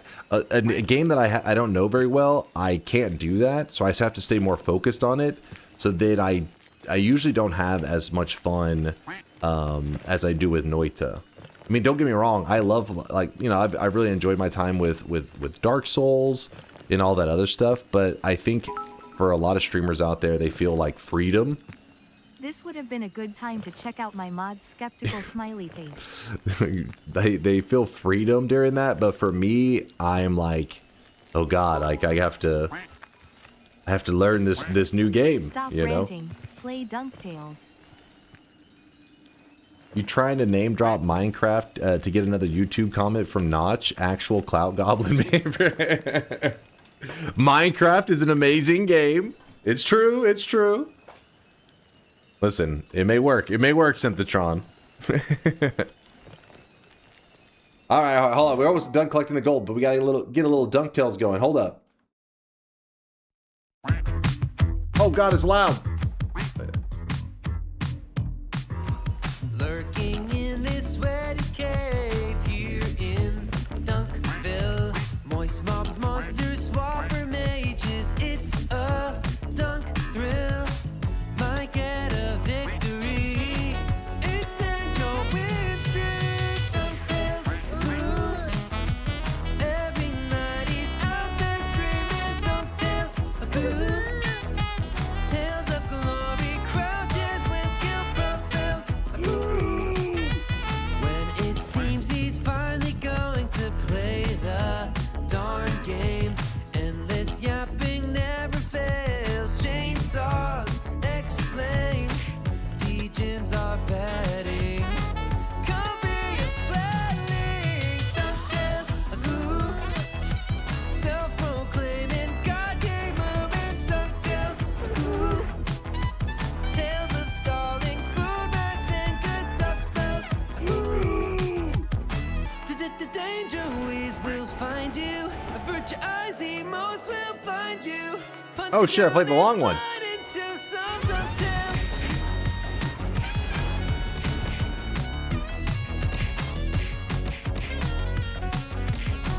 You can't see me, but I'm dancing in here.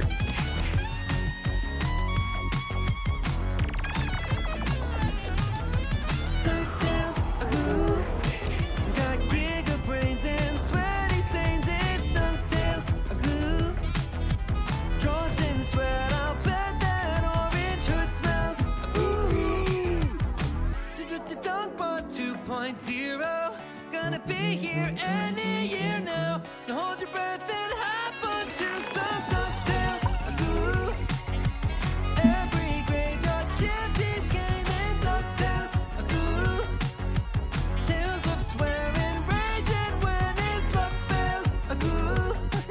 Let's take a spin, might get a win on DunkTales, goo. Tales of a legend, ball jokes, and good duck spells, goo. Not gamble fails or them on snails, no DunkTales, goo.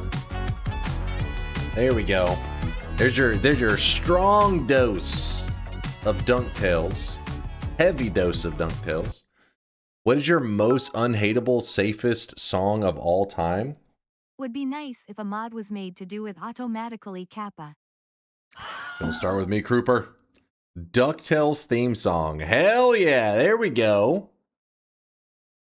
They're right.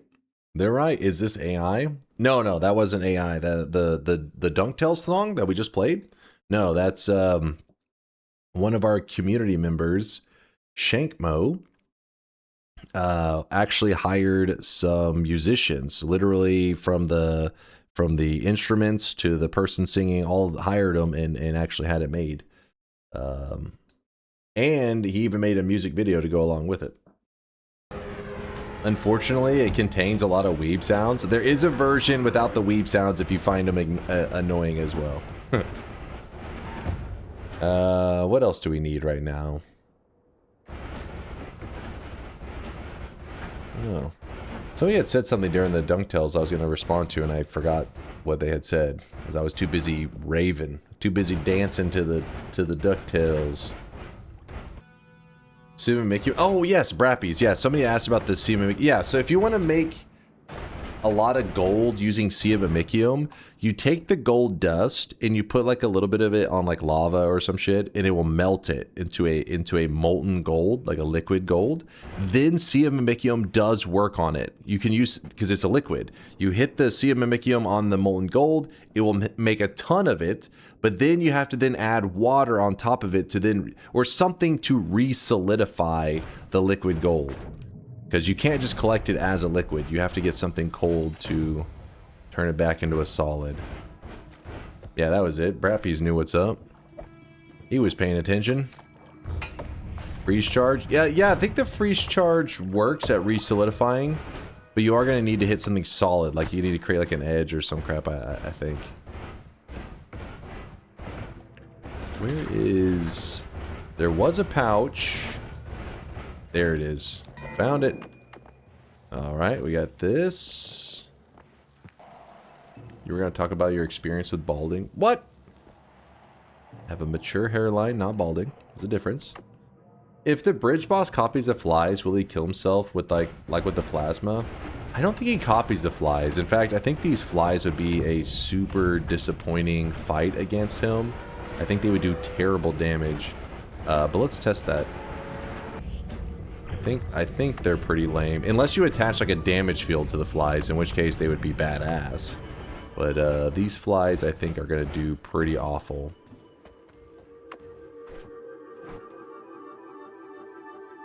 Get them, boys. Yeah. Look at them. Yikes.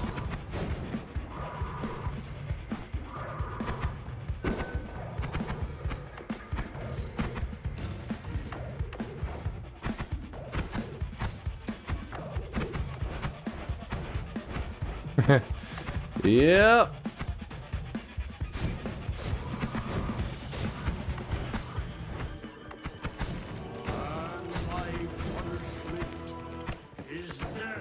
The reason they're so bad is because you have to find a damage type that will keep hitting them repeatedly if you want to use something like the flies.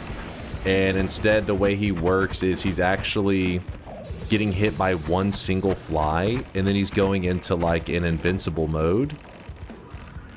And so yeah, we're only going to chip at him at like one fly at a time.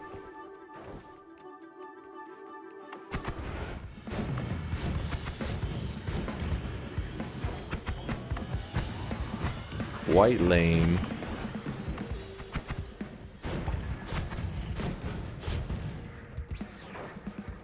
Yeah, I wouldn't recommend this strategy. But where the hell? Where's he going?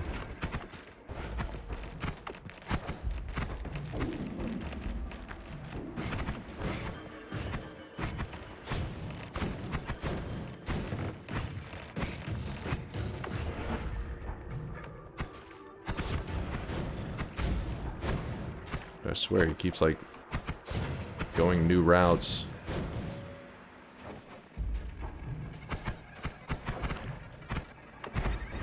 So slow.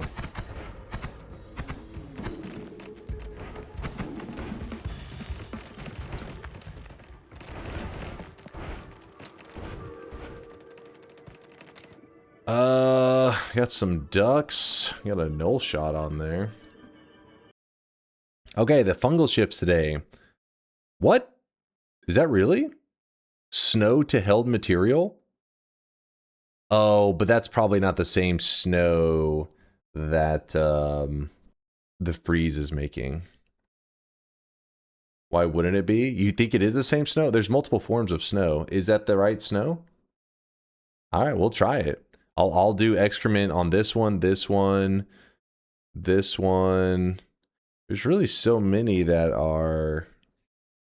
Damn, it wouldn't be until shift number 8 that we can have one that we can create a good amount of shit.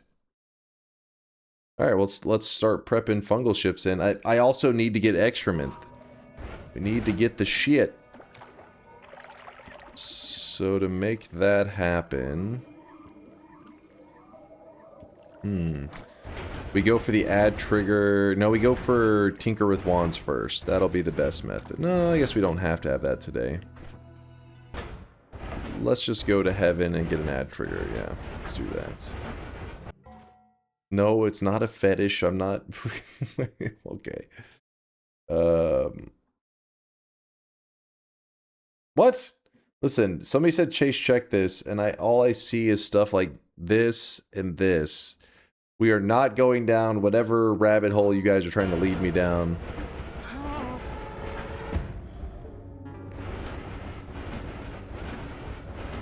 He's immune to suffocation? No, the Master of Masters, it's actually one of the ways you have to kill him. One of the quest lines, you have to suffocate him in swamp. Am I drunk? What's happening here? Okay. There we go. There's an add trigger. I'll yoink that.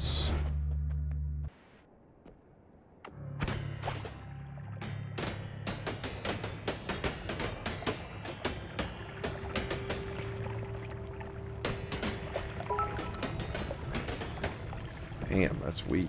DunkOrSlam, do you believe all people have a capacity for good and a capacity for evil? Sure. Where's this going? I'm scared. Tito saying that is scary. Bro missed a divide by 10. Did I have a divide by 10 that I passed by? Oh, on the left side there was a D10. There's 2 D10s actually. We have to get unlimited spells to do anything too wild with it though. Alright, so we're going to put down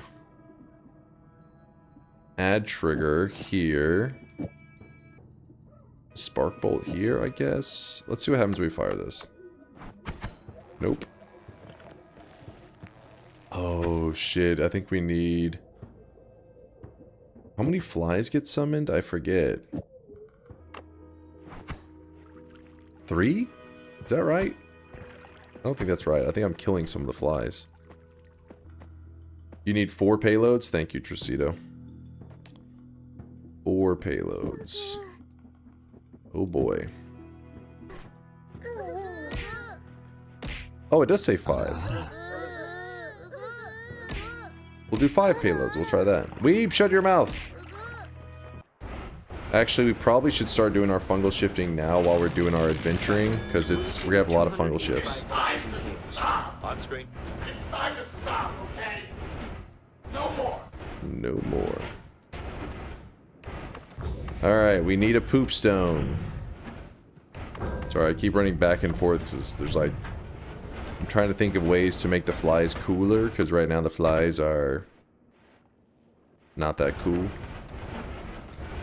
No, we have not gotten to the shitting ourselves yet part. Electric arc plus flies.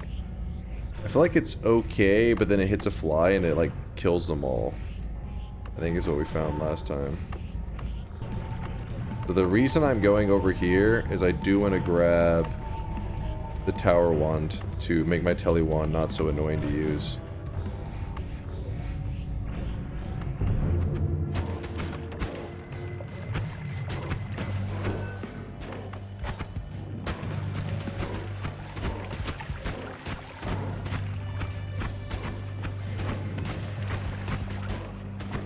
Damn, these guys suck. We gotta focus on getting some better damage on these little guys. I wonder if I take the phasing away. Flies are in inventory? Oh, wait. I thought that was the fly the whole time because we have the...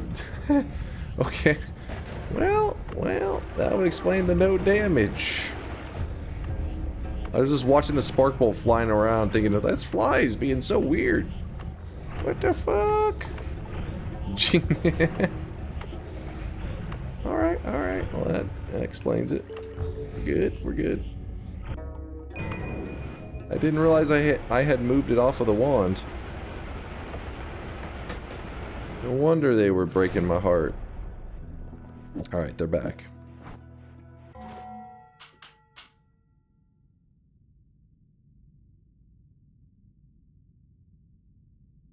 What?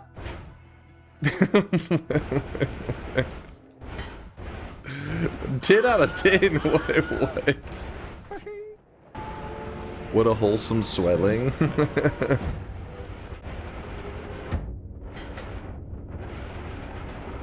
Alright, so now we're heading to the bottom of the lake. This is where you get the essence called the Essence of Spirits. This is the essence that allows you to get the poop stone. Grab that. Essence. Oops, sorry, Chad, I just punched your ears. Well, I wish you guys could see this. Did you know you can't say poop stone without saying oops? Sure. Yeah. Okay, what the... There you go.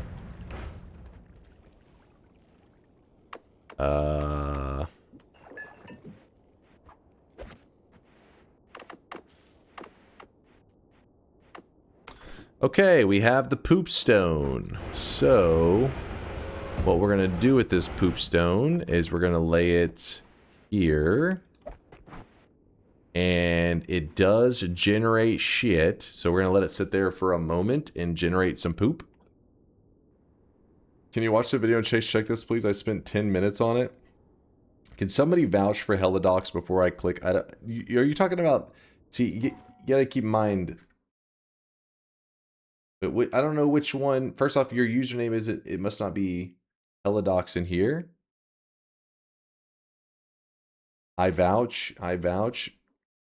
Conga, do you vouch? It's this one? Hold on. We need a vouch from a legitimate user. Let it generate shit while I'm waiting. Conga says it's something.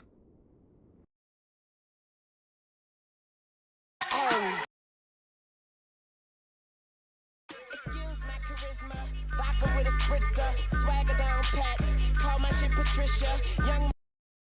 Alright, listen, we're not looking at DMCA. What the fuck did you... This is what happens to you when you start fungal shifting IRL, okay? Stay off the fungus, kids. 10 minutes was too long spin on this? Wait. What was that last message? You hear the word Dunk's hair echoing and shifting in colors.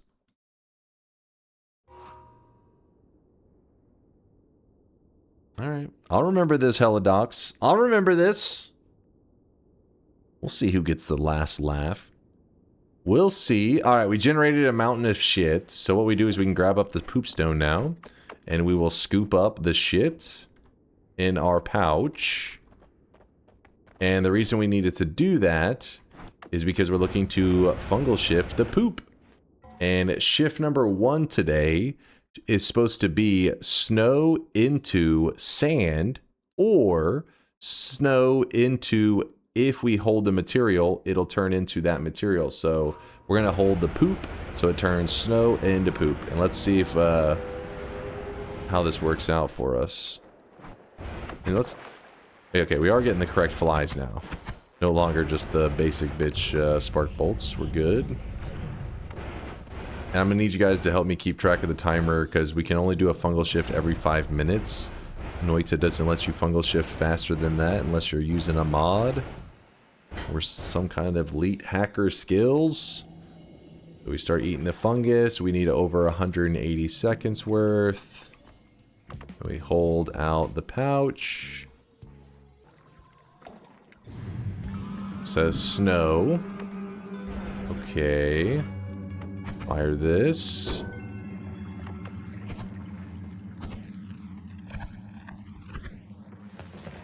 No, it is a different snow. I knew it. I knew it was gonna be the different snow. Yep, Sag. Oh well, no big deal, no big deal. We still got more shifting to do. Check snowy depths. You mean poopy depths? Can you take a look at the area left to the tree? The area left of the tree? Why is that? Like the frozen area? Where we killed the Alchemist? Well, that's disappointing. Why don't you apply all the modifiers to a digging bolt in the same shot state as the flies? Yeah, we could do something simple like that, couldn't we? Why are we overthinking this? In that case, we still need just one filler projectile. Oh, wait. That is a mountain of poop. That's a lot of poop. So poop on its own doesn't make the player throw up, right?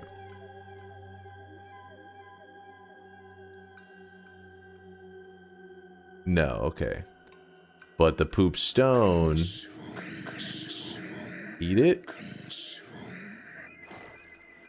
We did get food poisoning.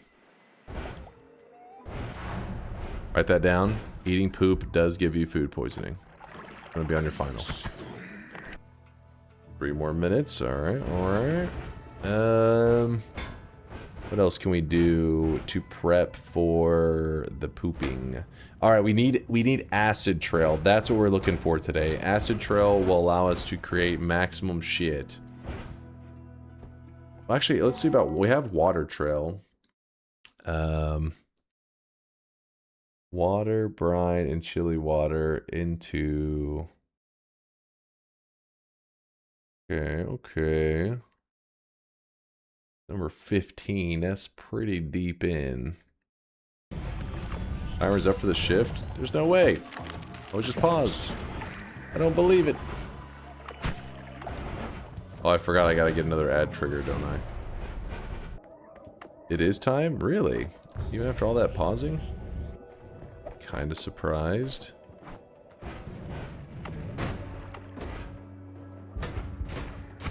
Oh, that guy's very dangerous.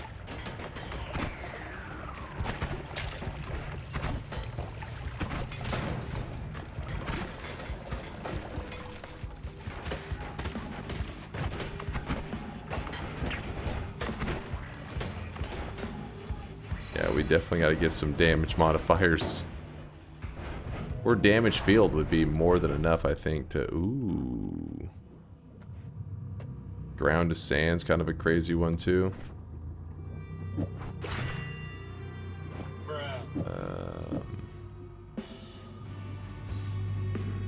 Run about.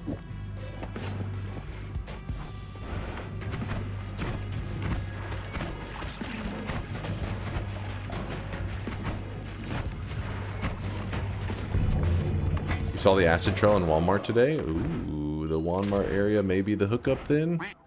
First, let's roll this. I don't think we need any more capacity. Lame. Projectile Eater's not the worst. The issue is, though, it will delete my flies, I believe. Which is maybe a good thing. Maybe I don't want them following me around. Nah, we won't do that. We'll... Hey, electric immunity. If we end up getting that, go by the electricity again, we'll grab it. Oh, shit. He halved my health. I'm vulnerable.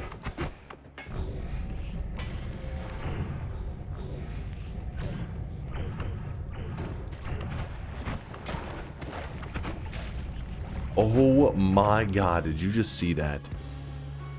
Watch these black holes. Watch what's moving in them.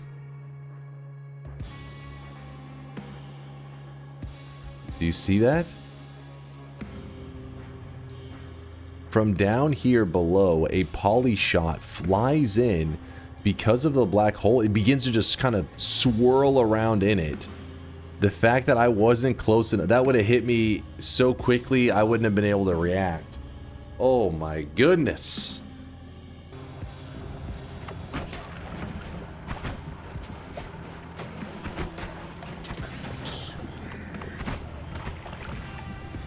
Is this guy just not dying? Wait, my own flies are hurting me. What's this about? Oh, he shot out flies as well, didn't he? Because he's the copy mage. Of course he did. Oh, there's a poly mage. Oh, I really wish you guys could see this guy right now. He is drenched in sweat.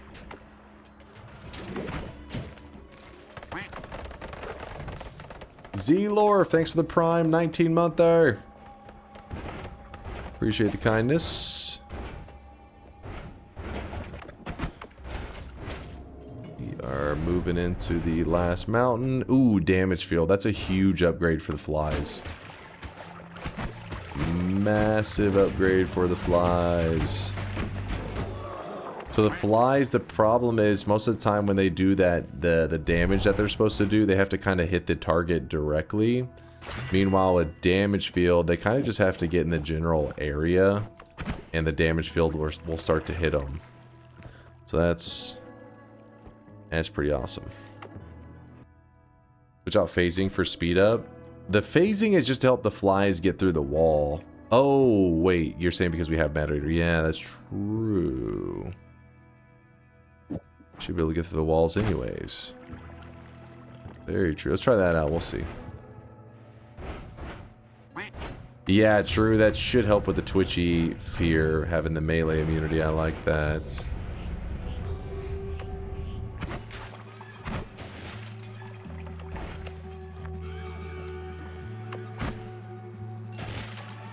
Yeah, see, they're shredding.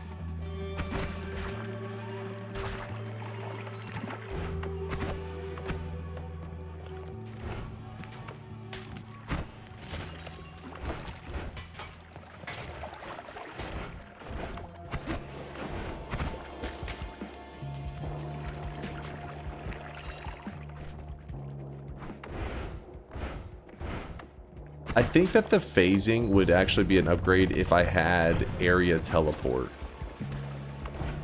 So I can bring the phasing back if I find area teleport.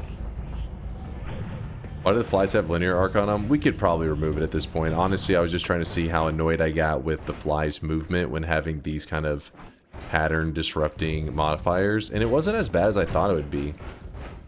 I mean, they're obviously not like, you can tell they're kind of slowing down near targets when they shouldn't need to.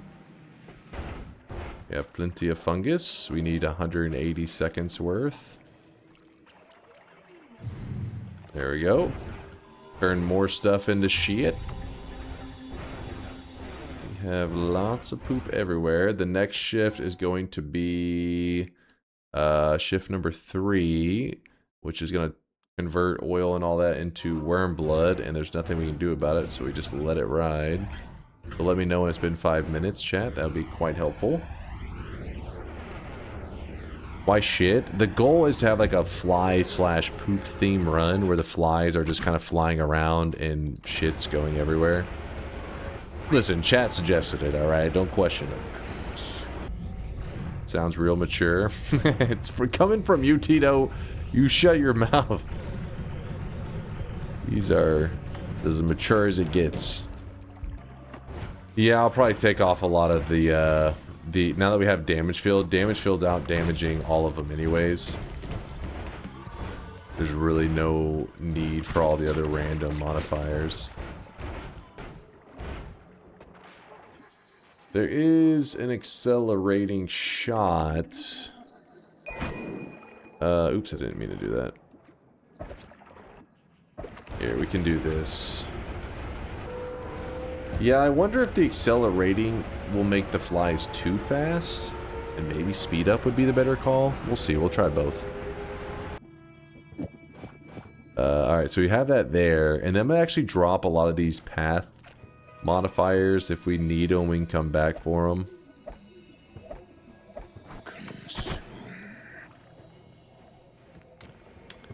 That could be getting too fast, but we'll see. Is it already time to consume again? No way. Accelerating plus heavy? I mean, you have a heavy shot? I would like a heavy shot. Yep, it is time. Oh, fuck. Well, go up here. We take the fungus that we scooped up a little bit of. We drop it from high up. The fungus reacts with the air, creating Fungus Mountain. Fungus Mountain, Charlie. We scoop it up, and this one we do not need to hold on to the excrement. We don't need to hold anything because we already know shift number 3 is the oil, swamp, and peat family. All 3 of them will turn into worm blood. So that's going to happen no matter what we do. There's no reason to try to manipulate it. I'd like to see somebody make a Noita mob that allows the Noita mod that allows chat to control Mina, and the challenge would be to make it to the first holy mountain. So you want chat plays Noita? Yeah, I mean, there is one kind of like that happened in the past, Clear D, where Aqua made it where you could literally type in a series of commands. It's almost like you could program from the chat, and they managed to do god runs with it, like full-on god runs. Basically, you were like, instead of saying like up, down, left, right, you could say like left, and then you tell like the push duration, like left for 400 milliseconds, right, 3 seconds, and you can control all these little details, and they managed to get god runs going. Aqua has some, because he's the one that did it on his stream. He has full-on recordings of it, like entire runs that lasted, I think some of them lasted for days, that people controlled from the chat. There is area teleport for the flies, which means potentially a huge upgrade. Aqua has the entirety of Twitch Plays Noita archived. There you go. If you're ever looking for that footage, he's the guy. What's up, Crooper? Acid Trail and Fungal at the bottom. Oh, you're over in the Moon Radar area? We'll see. We're gonna. Oh, as you say that, you're like, I found Acid Trail. Well, I found Acid Trail too. Well, let's see if this is probably the one that you were talking about. Maybe.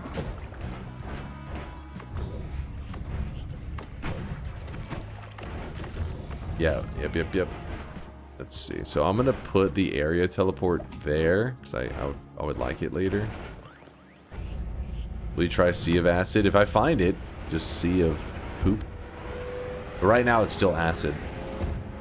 Miser says also, here's also a chunk visualization of one of the Twitch plays Noita runs. They truly went all over the place.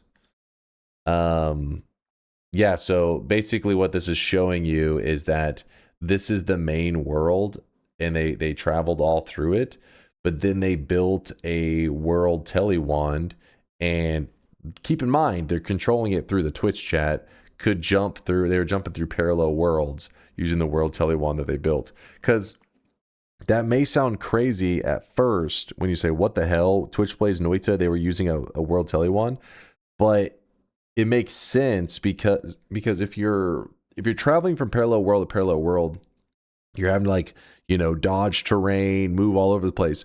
But instead, when they powered up and built a world telewand, they could just say, like, point right, you know, cast it once, boom, it jumps a whole world without having to do all that navigation. And yes, it was a small group of people. Like, I'd imagine if you had too many people, it would be hard to pull this off because somebody would steer you directly into lava or some crap like that. But yeah, they had a small group, and it was publicly available to anybody to try. Have you had wisdom teeth removed? I had one removed today, and I already hate it. Free to go. Oh shit. No, I never had my wisdom teeth removed. So when I was a kid, I was in like junior high or so. My dentist had said, you know, hey, had told my mom, I remember, it was like, hey, if you want, we can have these 2 teeth removed now, and then when he gets older, he won't have to worry about it because his wisdom teeth, when they grow in, it won't cause any issues. And I remember my mom saying, well, if he wants to, and then I said, sure, let's do it. And they removed them. But the funny thing is, I still have like really small gaps up here in my mouth that they didn't fully fill it in. So it's like, yeah, they pulled these extra, they said it was just, they were perfectly healthy teeth. And he said he said he didn't, he said, I'd rather not do it. He said, because they were healthy teeth, but when you get older, you will need to get the wisdom teeth removed. And so then I just opted to do it then. But then the gaps are like real small gaps still there, so I guess maybe he overreacted to it happening or some shit. I don't know. That explains a lot, actually. What do you mean explains a lot? You have your top 2 wisdom teeth growing right now? Oh, I'm sorry to hear that, Mingling. Yeah, I've heard people have some pretty crappy stories about it.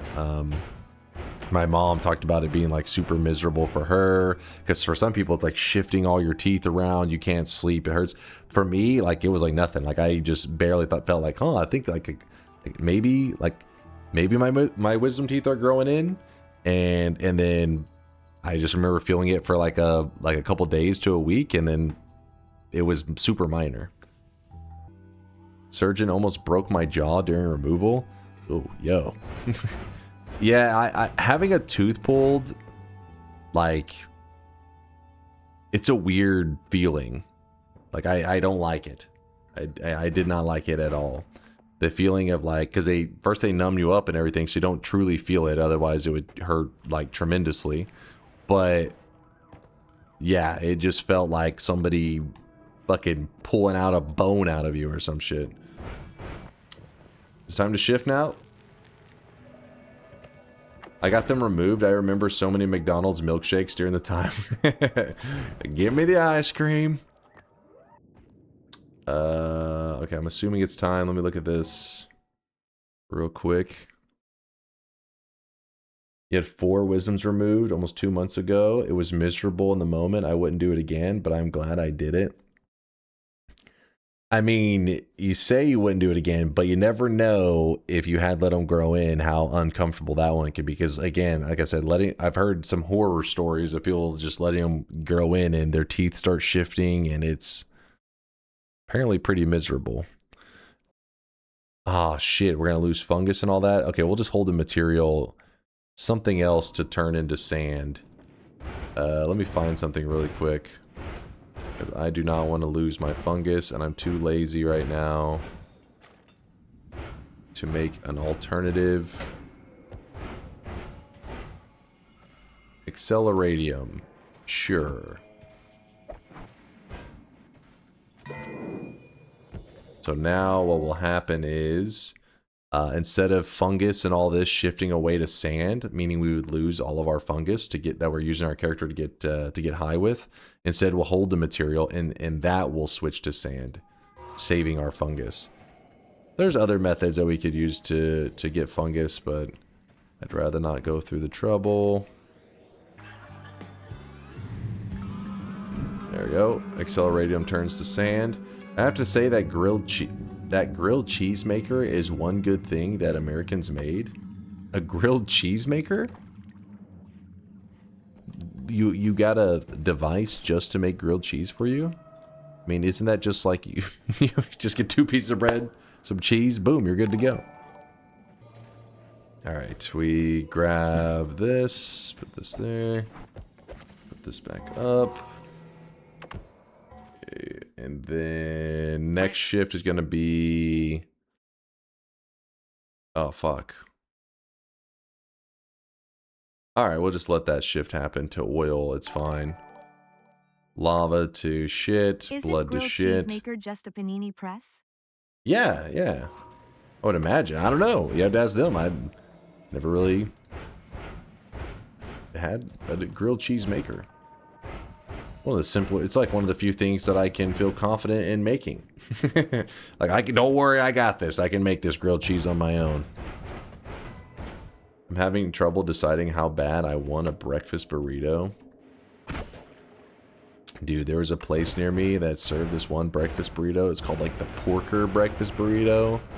They had like, I don't even know, man. I didn't even know there was that many meats. They were just loading this breakfast burrito up with ham and bacon and sausage, and it was some next level stuff. And then they shut down. Sad. Well, I think the owner was moving or some shit like that. It was my favorite breakfast burrito. So it wasn't like shut down out of bad, you know, support or whatever. They sold it is what happened. And then the people they sold it to, it's not the same. It's just not the same. Alright, so if we have area teleport, we can bring back the phasing. And then we'll worry about the damage while we're still fungal shifting. We're just trying to make it so that these flies actually pump some serious damage. Some damage. I mean, this machine, let's see what you got there, Chudy. Yeah, that's pretty much what I pictured. That's pretty much what I pictured, yeah. But the ridges, yeah, this one doesn't have the little ridges. This one's like a perfectly flat one. Holy Photoshop? What? That didn't look like a perfect, authentic image to you? You know, that didn't look like real sandwiches? I could go for the grilled cheese right now. Though, the grilled cheeses that I eat these days, I don't even know if they count as a grilled cheese, because you start to, like, throw stuff on it. You're like, alright, tossing some bacon in this bad boy. I think what else? Like, I usually do a variety of cheeses. I don't just do, like, a one cheese. I like to mix it up. Get like a 4 cheese thing going. Alright, let's move this over here. Oh no, I dropped this. It's already time to consume? I swear, I barely get moving and it's like been 5 minutes. Alright. So the flies are getting a little more serious. They mean business. Non-Americans don't believe that we have real cheese here. I know, right? I mean, back in the day... hold on. Dunk, I will ask you a question that could get you deported. Would you say Mexican cuisine is better than Tex-Mex? No, Tex-Mex is the real good shit. Well... So... I don't fully...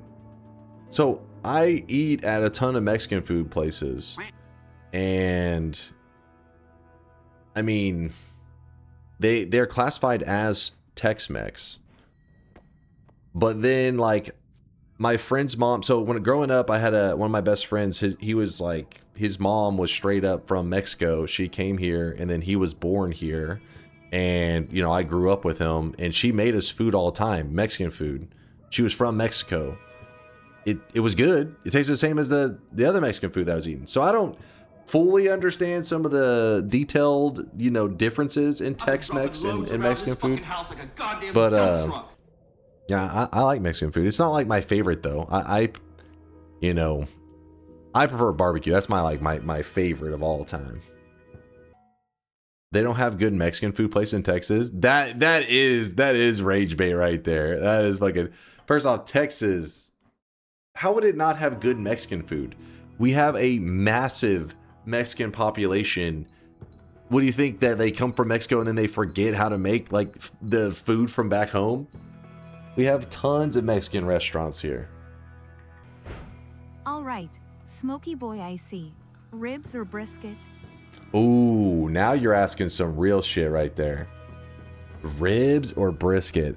Now, I think the real barbecue connoisseurs are gonna say brisket is like the go-to. That's like supposed to be like the real test. If a place is like a high tier barbecue place, you get the brisket.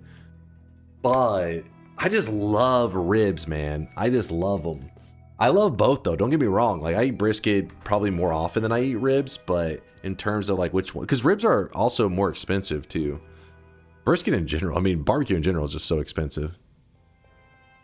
Pork ribs, oh yeah, pork ribs are my favorite. But I mean, have you ever eaten a you know, a beef rib?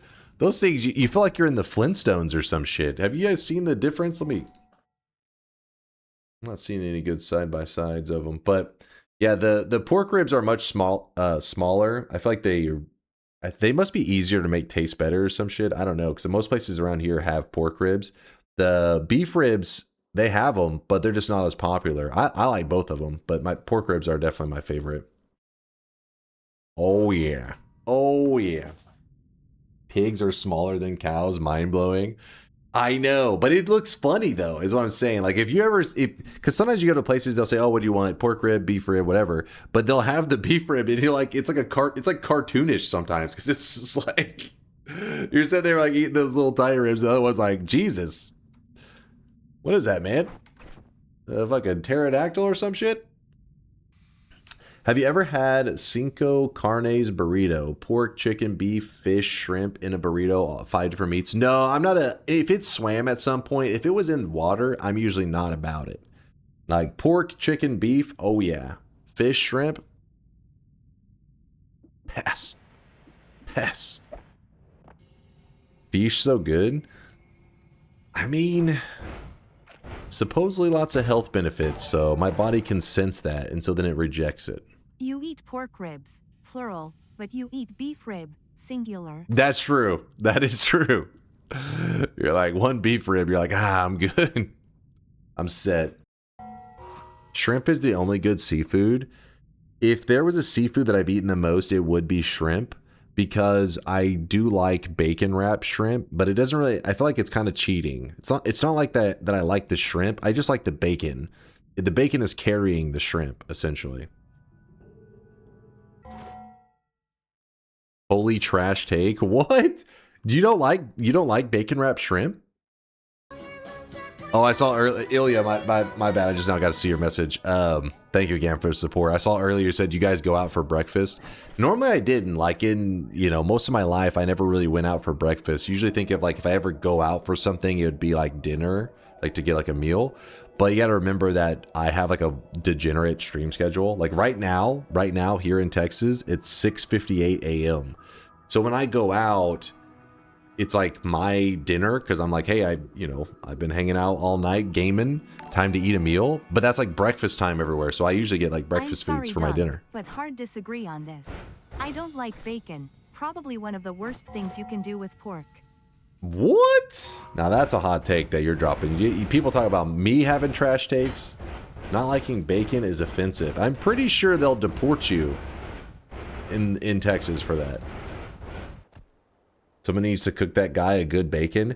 That's the thing, is some people, like, I think some people's idea of bacon is just like that fast food, like overcooked, really dry. You know what I mean? Like that's in their head when they picture bacon. They never had like, you know what I mean? Not the real bacon. The good shit. I don't think I've ever eaten bad bacon. Even the fast food one is good. I mean, I agree, but also there is a difference. You know what I mean? There's clearly a quality difference in like the fast food, very like processed bacon versus like, you know, some like thick slab of bacon, homemade. I think half our stream today has been food talk.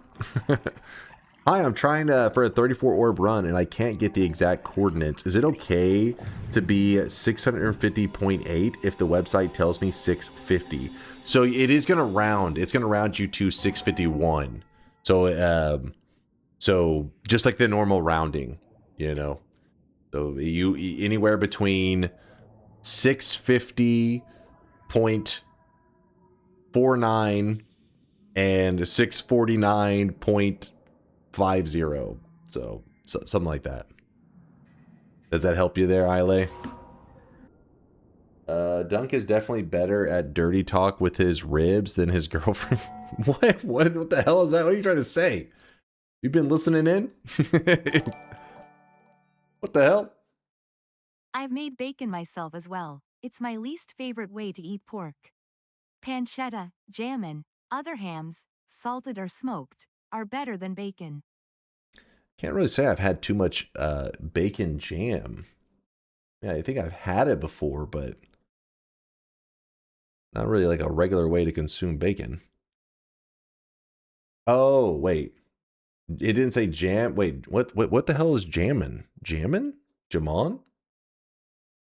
Hammin, pronounce jammin', jamon, not ham jam. Ham jam. I like that. Hold on, wait, what is it? I gotta look this up. I'm curious now. Hold on, let me check my shifts. Oh, it's right here. Wait, what did I do?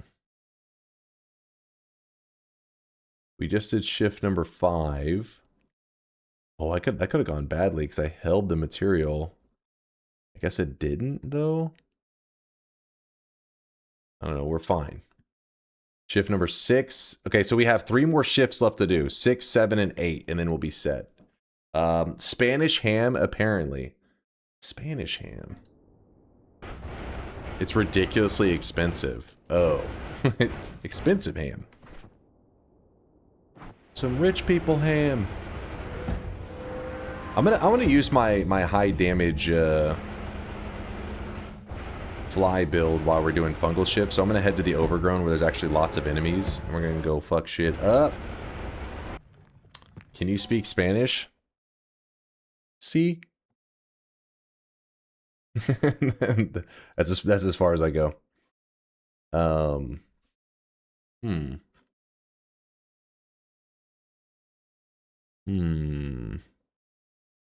See what? Wait, so that's it? Like it's just like little thinly pieces of pork? I gotta say, the leg being there, it doesn't make it as appetizing. It makes it less appetizing to me. Let me see the whole pork leg. Did the pig have a family? It's not tasty unless I know it's missed by its loved ones. That's fucked up. How well was he liked amongst the pig community? Oh yeah, popular? Delicious, delicious. How many brothers and sisters? Wow, 30? Delicious. I was kind of hoping we'd find maybe like a heavy shot to add a little more oomph to the flies. If you're curious why sometimes the flies disappear really quickly, it's because the enemies that explode kill the flies. Enemies that don't explode, the flies can just move on to the next enemy after they kill them. The overgrown area, though, is jam-packed with exploding enemies. Did you do the ship thing? No, we still have 3 more fungal shifts remaining. But basically, we've taken the fly spell, which is not, you know, not a spell that I use very often. But just like everything in Noita, if you want to, you can make it into a pretty crazy build. So we attached a freeze to it, and that makes it so that when the flies are flying around, if they run into an enemy, they do try to freeze melee them. most enemies in the game are very vulnerable to the freeze melee and will insta-die to it. That even includes the dragon boss. The dragon boss gets shredded by it.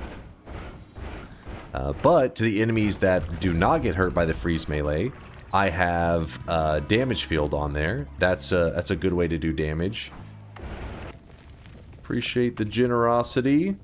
Real quickly, I'm glancing at the upcoming shift, which is lava into held material. So what that means is I eat this, 180 seconds worth. We bring out the excrement. There we go, lava. So lava has now turned into poop. Then I'm gonna quickly run over here. And we're gonna quickly spawn in the bridge boss. Because I want to show you what a difference having the damage field. Because you saw earlier the flies were terrible at fighting this guy, but look at the difference when you have a damage field on there. They actually do so much more damage, all because of one modifier difference, and that is because the damage field. Remember earlier I explained how the fly hits him and then like causes the boss to become kind of invulnerable for a little bit, like he's invincible for a second, or for a couple seconds actually. So you're only doing a little bit of damage, invincibility, little bit of damage, invincibility. Damage field ignores that whole like invulnerability, invincibility, and it just keeps hitting them constantly every frame, and that's why you just, you know, tear them into pieces so much quicker.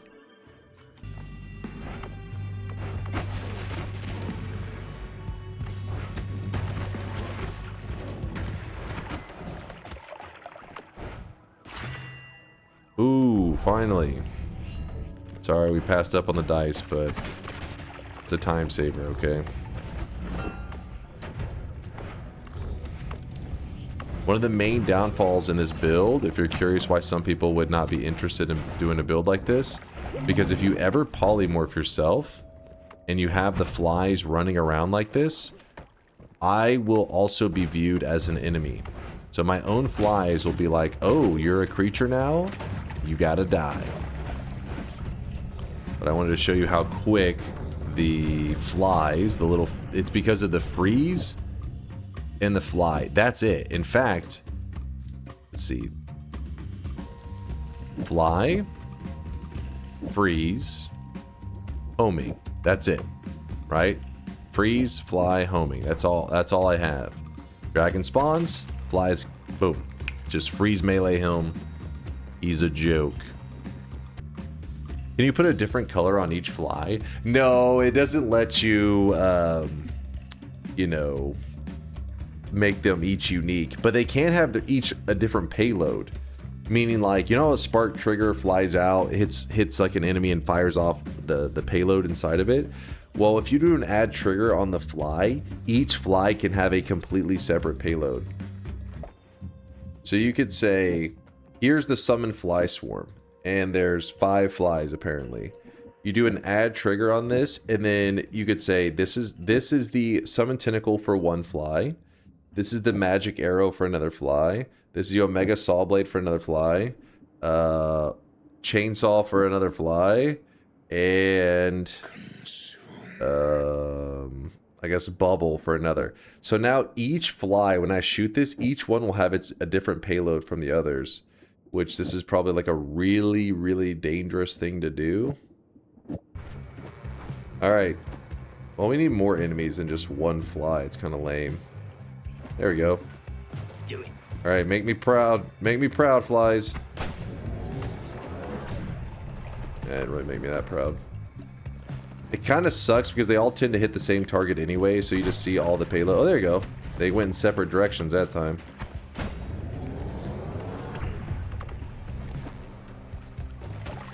It'd be better if you had a way to like really separate the flies so you could see them individually doing their different payloads, but you get the idea. You get the concept, even though you may not have the clearest visual representation of that. The heavy spread maybe could help split them up a bit more, but the problem is the homing, it's likely that they're always going to home to the same target. There'd have to be a lot of enemies like all kind of stacked up for it to really spread them out enough. Shift number 7 we're going into? Yeah. Which means it's going to be blood into held material, which is going to be cool.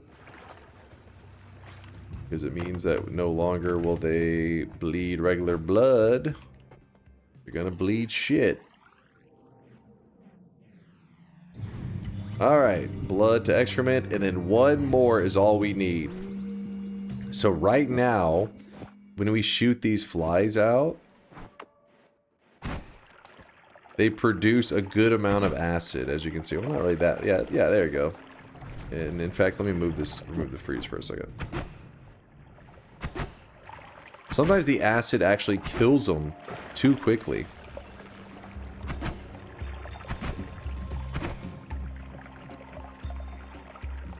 Point is, they're spewing acid. We're going to convert the acid into excrement so that when they fly around, they'll just be poop going everywhere, is the whole goal, the whole meme goofiness of the run. And then from there, we can go slay the boss. Alright, I'm going to go back to the main world. And I guess I'll grab this.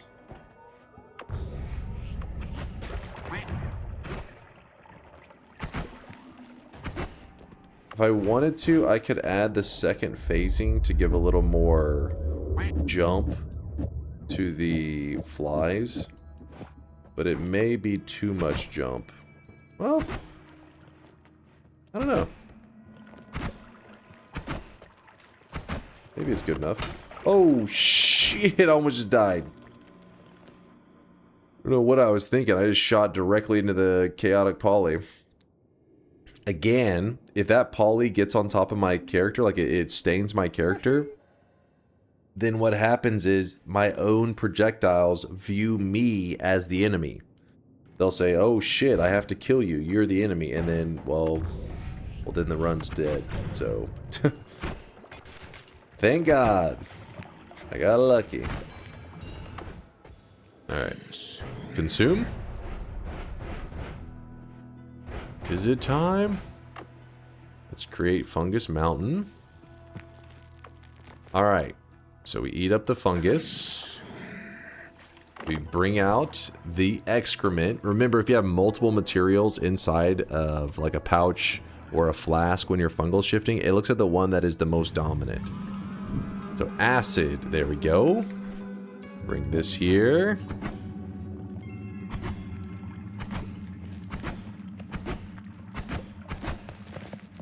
So what we need to do is we need to take off the matter eater, because it's digging up the poop, I think.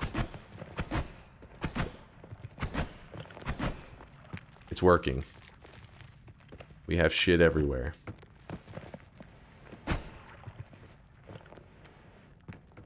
Oh. Disgusting!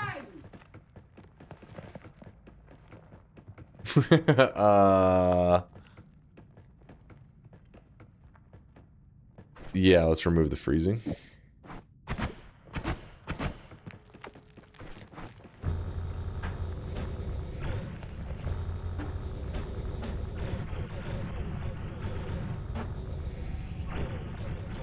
Alright, two things.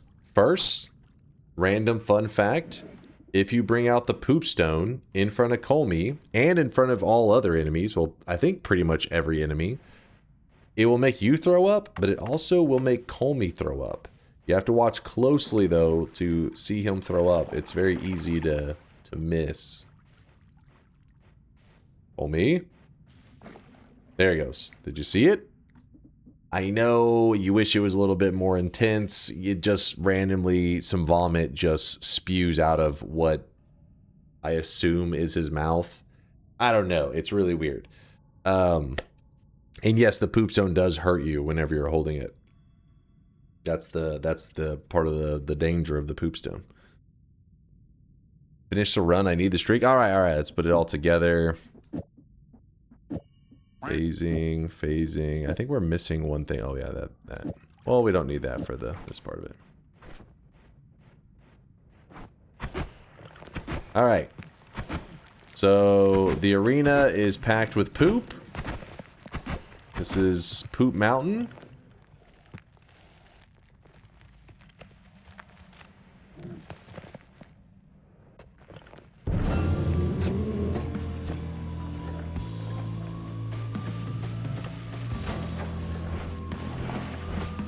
Come on. It's kind of hard right now because if I fire it off my projectiles, he'll catch them and throw them back at me, so I'm having to wait. Actually, wait, no, I have a damage field, don't I? Oh yeah, so we can just shoot it early.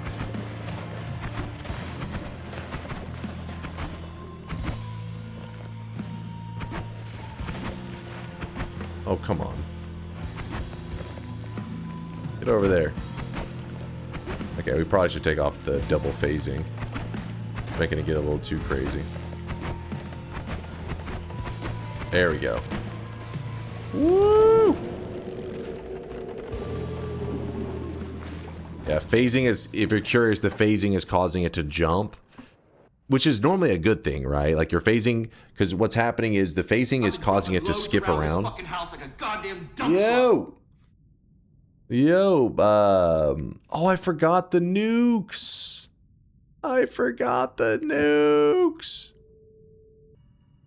Damn it. Anyways, the phasing causes it to kind of jump the projectiles. So on most enemies, this is a good thing because the flies kill an enemy and they need to move to the next one as quick as possible.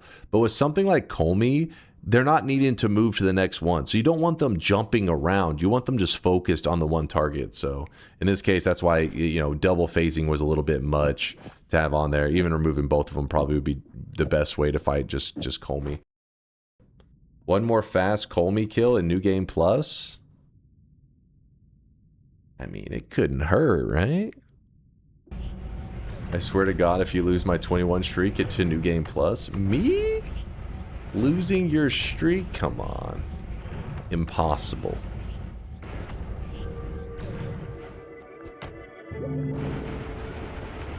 I do need to probably grab a flask, though.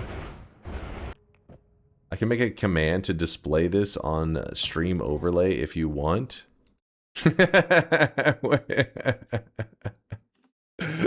No. What? What are you guys? When did you guys become so afraid? You're so scared of we're fine. We're gonna be fine. I'm not about to do something stupid. I'm about to be doing something impressive. That's what you should be saying right now. You need to kill the meat boss this time? Nah, we should be fine. I won't be adventuring to the side at all. So what I did is I was grabbing an extra flask, and I also grabbed that one orb a little while ago. So now we have 5 orbs, which means it allows us to go into New Game Plus. And in New Game Plus, we will get to utilize... Oops. But I forgot to utilize. I kind of beefed up because I wanted to do it. Press E to enter New Game Plus. Honey, I'm home. Alright, so New Game Plus. Looks a little spicier, but remember, we have big damage. We actually don't really have the greatest of damage. We have like low damage, but high tick rate, I guess you could say. So overall, it'll do good damage. Alright, let's spice up our build a little bit. Bringing out the Nuke-Orbit. Test it out. Seems pretty good.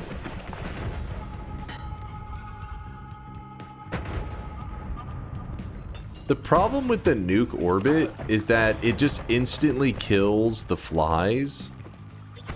So... while it may sound good in theory, it's just like you could just attach it to any projectile because they're dying right. It might as well be a spark bolt because they're just dead the moment they spawn. Legalize nuclear bombs.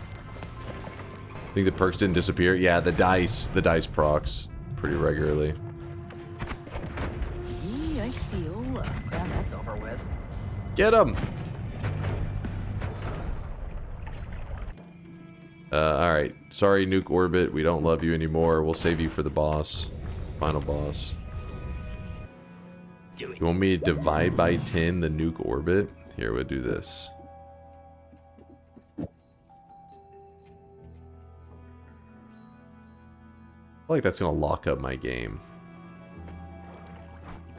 I feel like my Noita instincts are saying don't do that. He is drenched in sweat. That one's so bad. You can only apply it once. Hold it. Let's get to... Oh. Wait, what? Oh, fuck. I moved the wrong thing. Oh, just the divide by 10. I guess we can keep this there.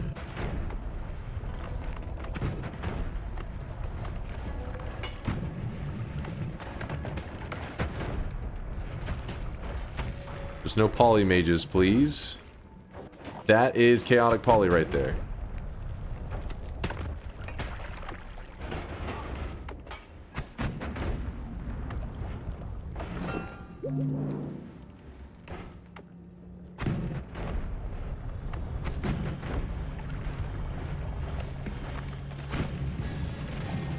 Hell yeah, thank you for another gifted. Oh, look at this guy. He's tanking it.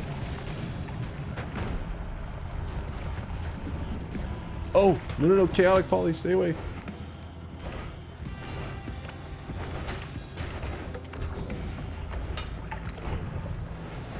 There we go.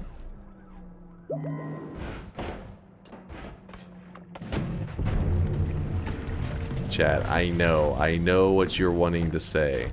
I can't.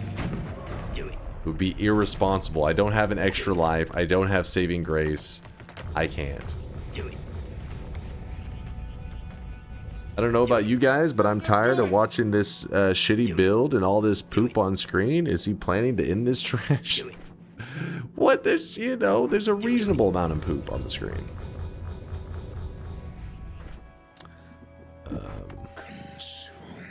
Consume. There you go. See, good amount of excrement. Bring out the nukes. Divide by 10, I don't think he's really doing shit right now, but we're gonna grab it anyways. Grab this. And...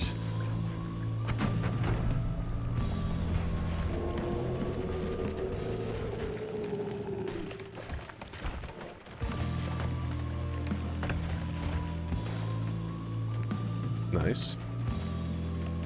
What is that green triangle? Damn, it's lagging hard right now. Actually kind of surprised it's lagging that bad. What green triangle? Oh, the touch of grass. Yeah, it's a touch of grass spell. Touch of scat. I think you're playing a different version of Noita than I am. Oh my god, my game is like frozen. Yeah, too much shit, I guess. I think that actually is the problem. Because what happens is the nukes kind of like do this weird thing where they'll solidify powders sometimes. But we can't just watch him die, can we? But I think all the excrement got like solidified. And it was stacked like a lot of it, so it's really going nuts.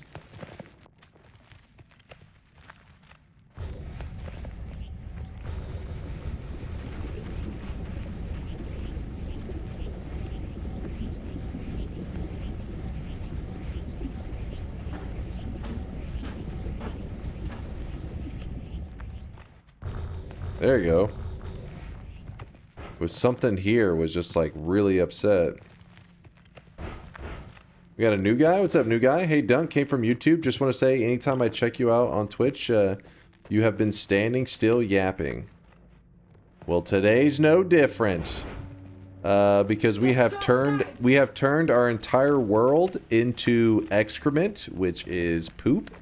And then we proceeded to use it to kill Kolmi. Well, I mean, there was poop involved, but we ended up just kind of nuking them to death with flies. We did do a fly-themed build, which meant that we spammed this little fly spell. And our little flies that started off very basic and puny turned into this... Oops.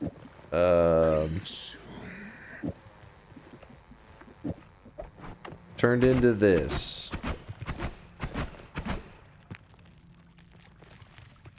Did we drown the Master of Masters in poop? Oh, we never really did we? We got distracted trying to nuke stuff and all that. We never actually drowned the Master of Masters in poop. A poop mist? Yeah, we could have made a poop mist, but the reason we didn't is because the theme of the run was flies. So it's supposed to be like, you know, shit, flies. You get it?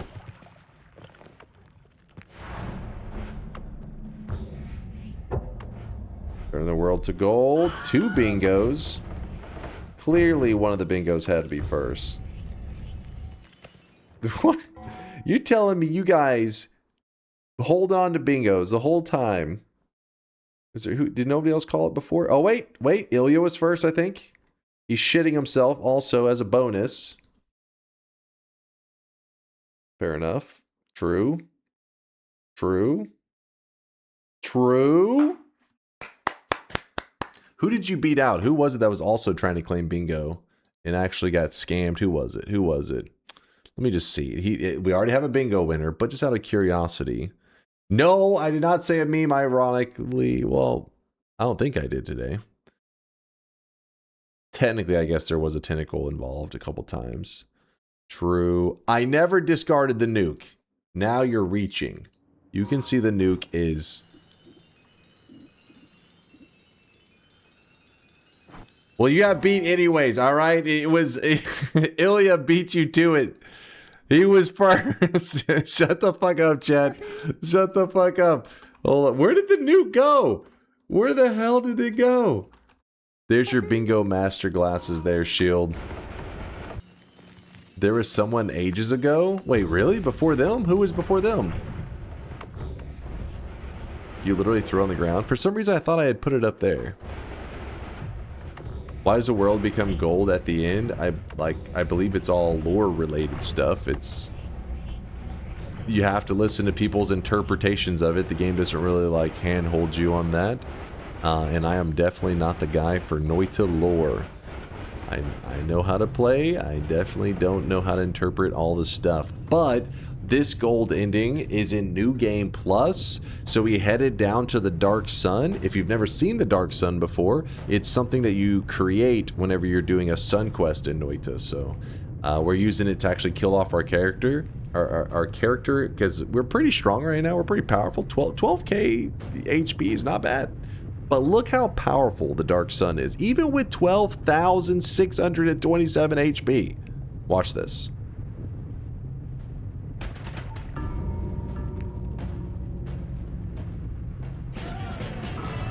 It's quick. Who was the first person who called the bingo? That's what I was trying to find out. I didn't see anybody say, it was me. It was me. GG, let me lock it in. I won! DunkOrSlam, how do you feel about Ubisoft reporting a $1.3 billion operating loss this year? Omega lol. Is that actually true? I didn't know that. $1.3 billion operating loss? Is that for real? Yes. Interesting. We going to get some more today. Can it be drones? If not, some TI. I'm going to go ahead and wrap it up for today because I got to do some programming on DunkBot 2.0. In fact, let me see if Solar has power right now. Oh, he does. I messaged him. That way he won't run away, hopefully. But don't worry, Chad. Don't be sad. Right now, he is drenched. Do not be sad, Chad. I'm sure you We are going to be playing more Noita. More Noita in 15 hours. Alright? So, actually, wait. What time is it right now? 16 hours. No, 15 hours. We got this. So, look at your clocks right now. 15 hours from now, we're going to be loading up some more Noita. Prepare your bodies. Let's check out the streaks. No shot. No. He says no shot. What kind of streakers we got today? What are we dealing with? we got a pretty healthy group, actually. Lots of 7 streaks. Wow, what the... Jesus. I'm on the case. Mr. Slindykins with a 7 streak, along with Meeksu, Clover Wizard, Popsy Wobbly, Lixo, Yusong, Rauki, Tika Red, No Lava, Luna... Wait. Luna Mand? Nailed it. Lord Huron, Kangaroo, A67, Purdy Mouth, Juice, Monty, Julio, Amorphous.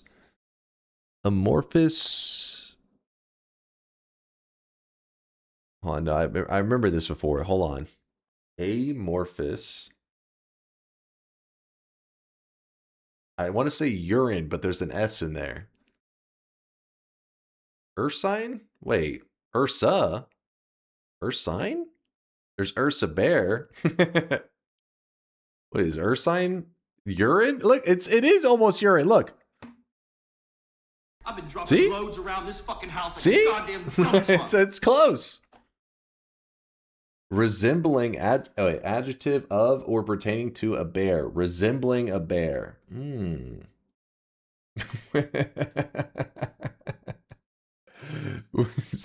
You get caught up on this every time. I am a furry. All right, well, hey, you know what? It's that's the key to happiness. Honesty, just being straightforward. I respect that. See this guy right now. He Ursine. is drenched in sweat. You should have been Ursa. What the hell, man? You could have been Ursa. Hold up, let me show you. Boom.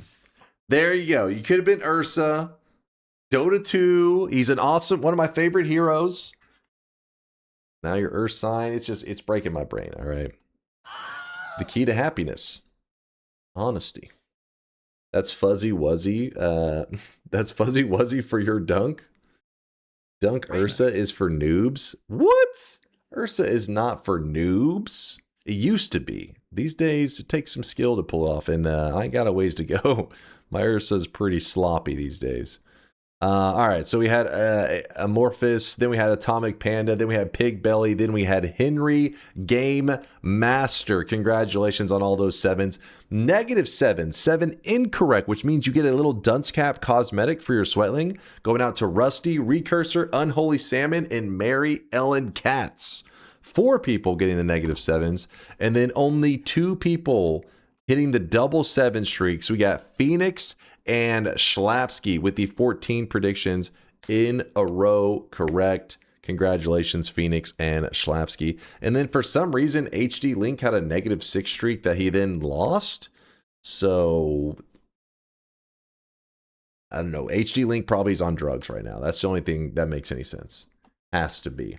Is there a Han equivalent of Ursa? I don't think so.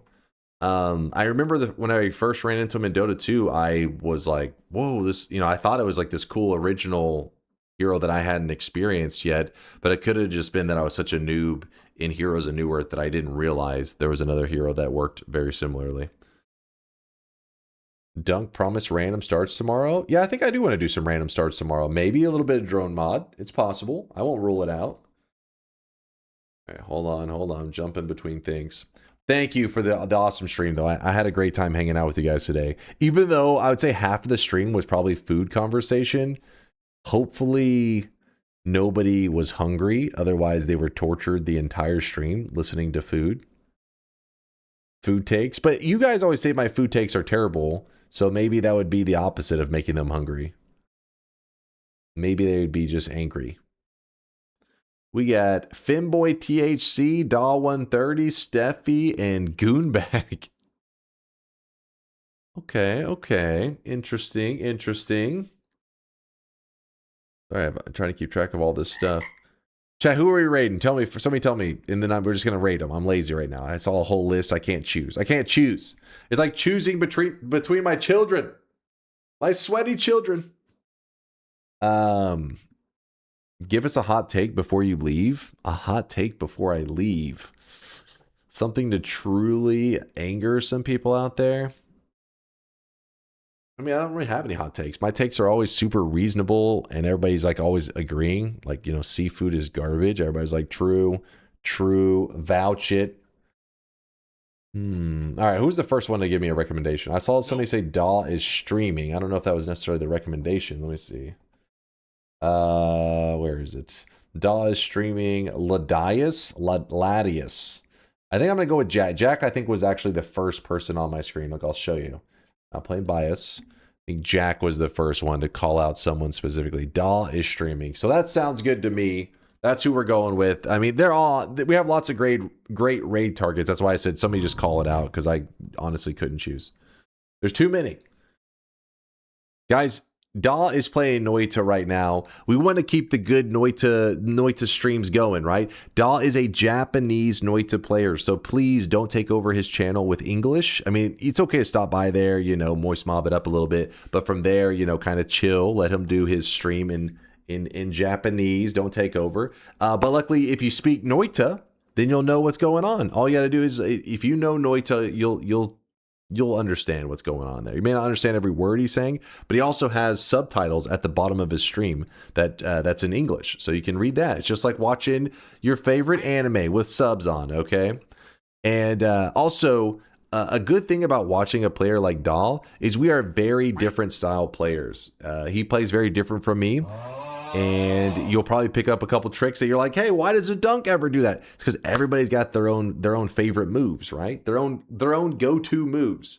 And yeah, so trust me, watch for just a little bit. You'll probably see some moves I don't make. If you don't know, Daw is actually a former world record holder for the win streaks in Noita, both the regular mode and the nightmare mode. He has lost both of those world records, but they're still like in the top 3 or 4 for records, which are pretty insane. Daw has actual skill.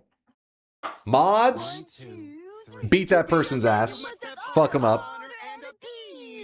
Because they're a real god gamer. Dunk is a former world record holder too.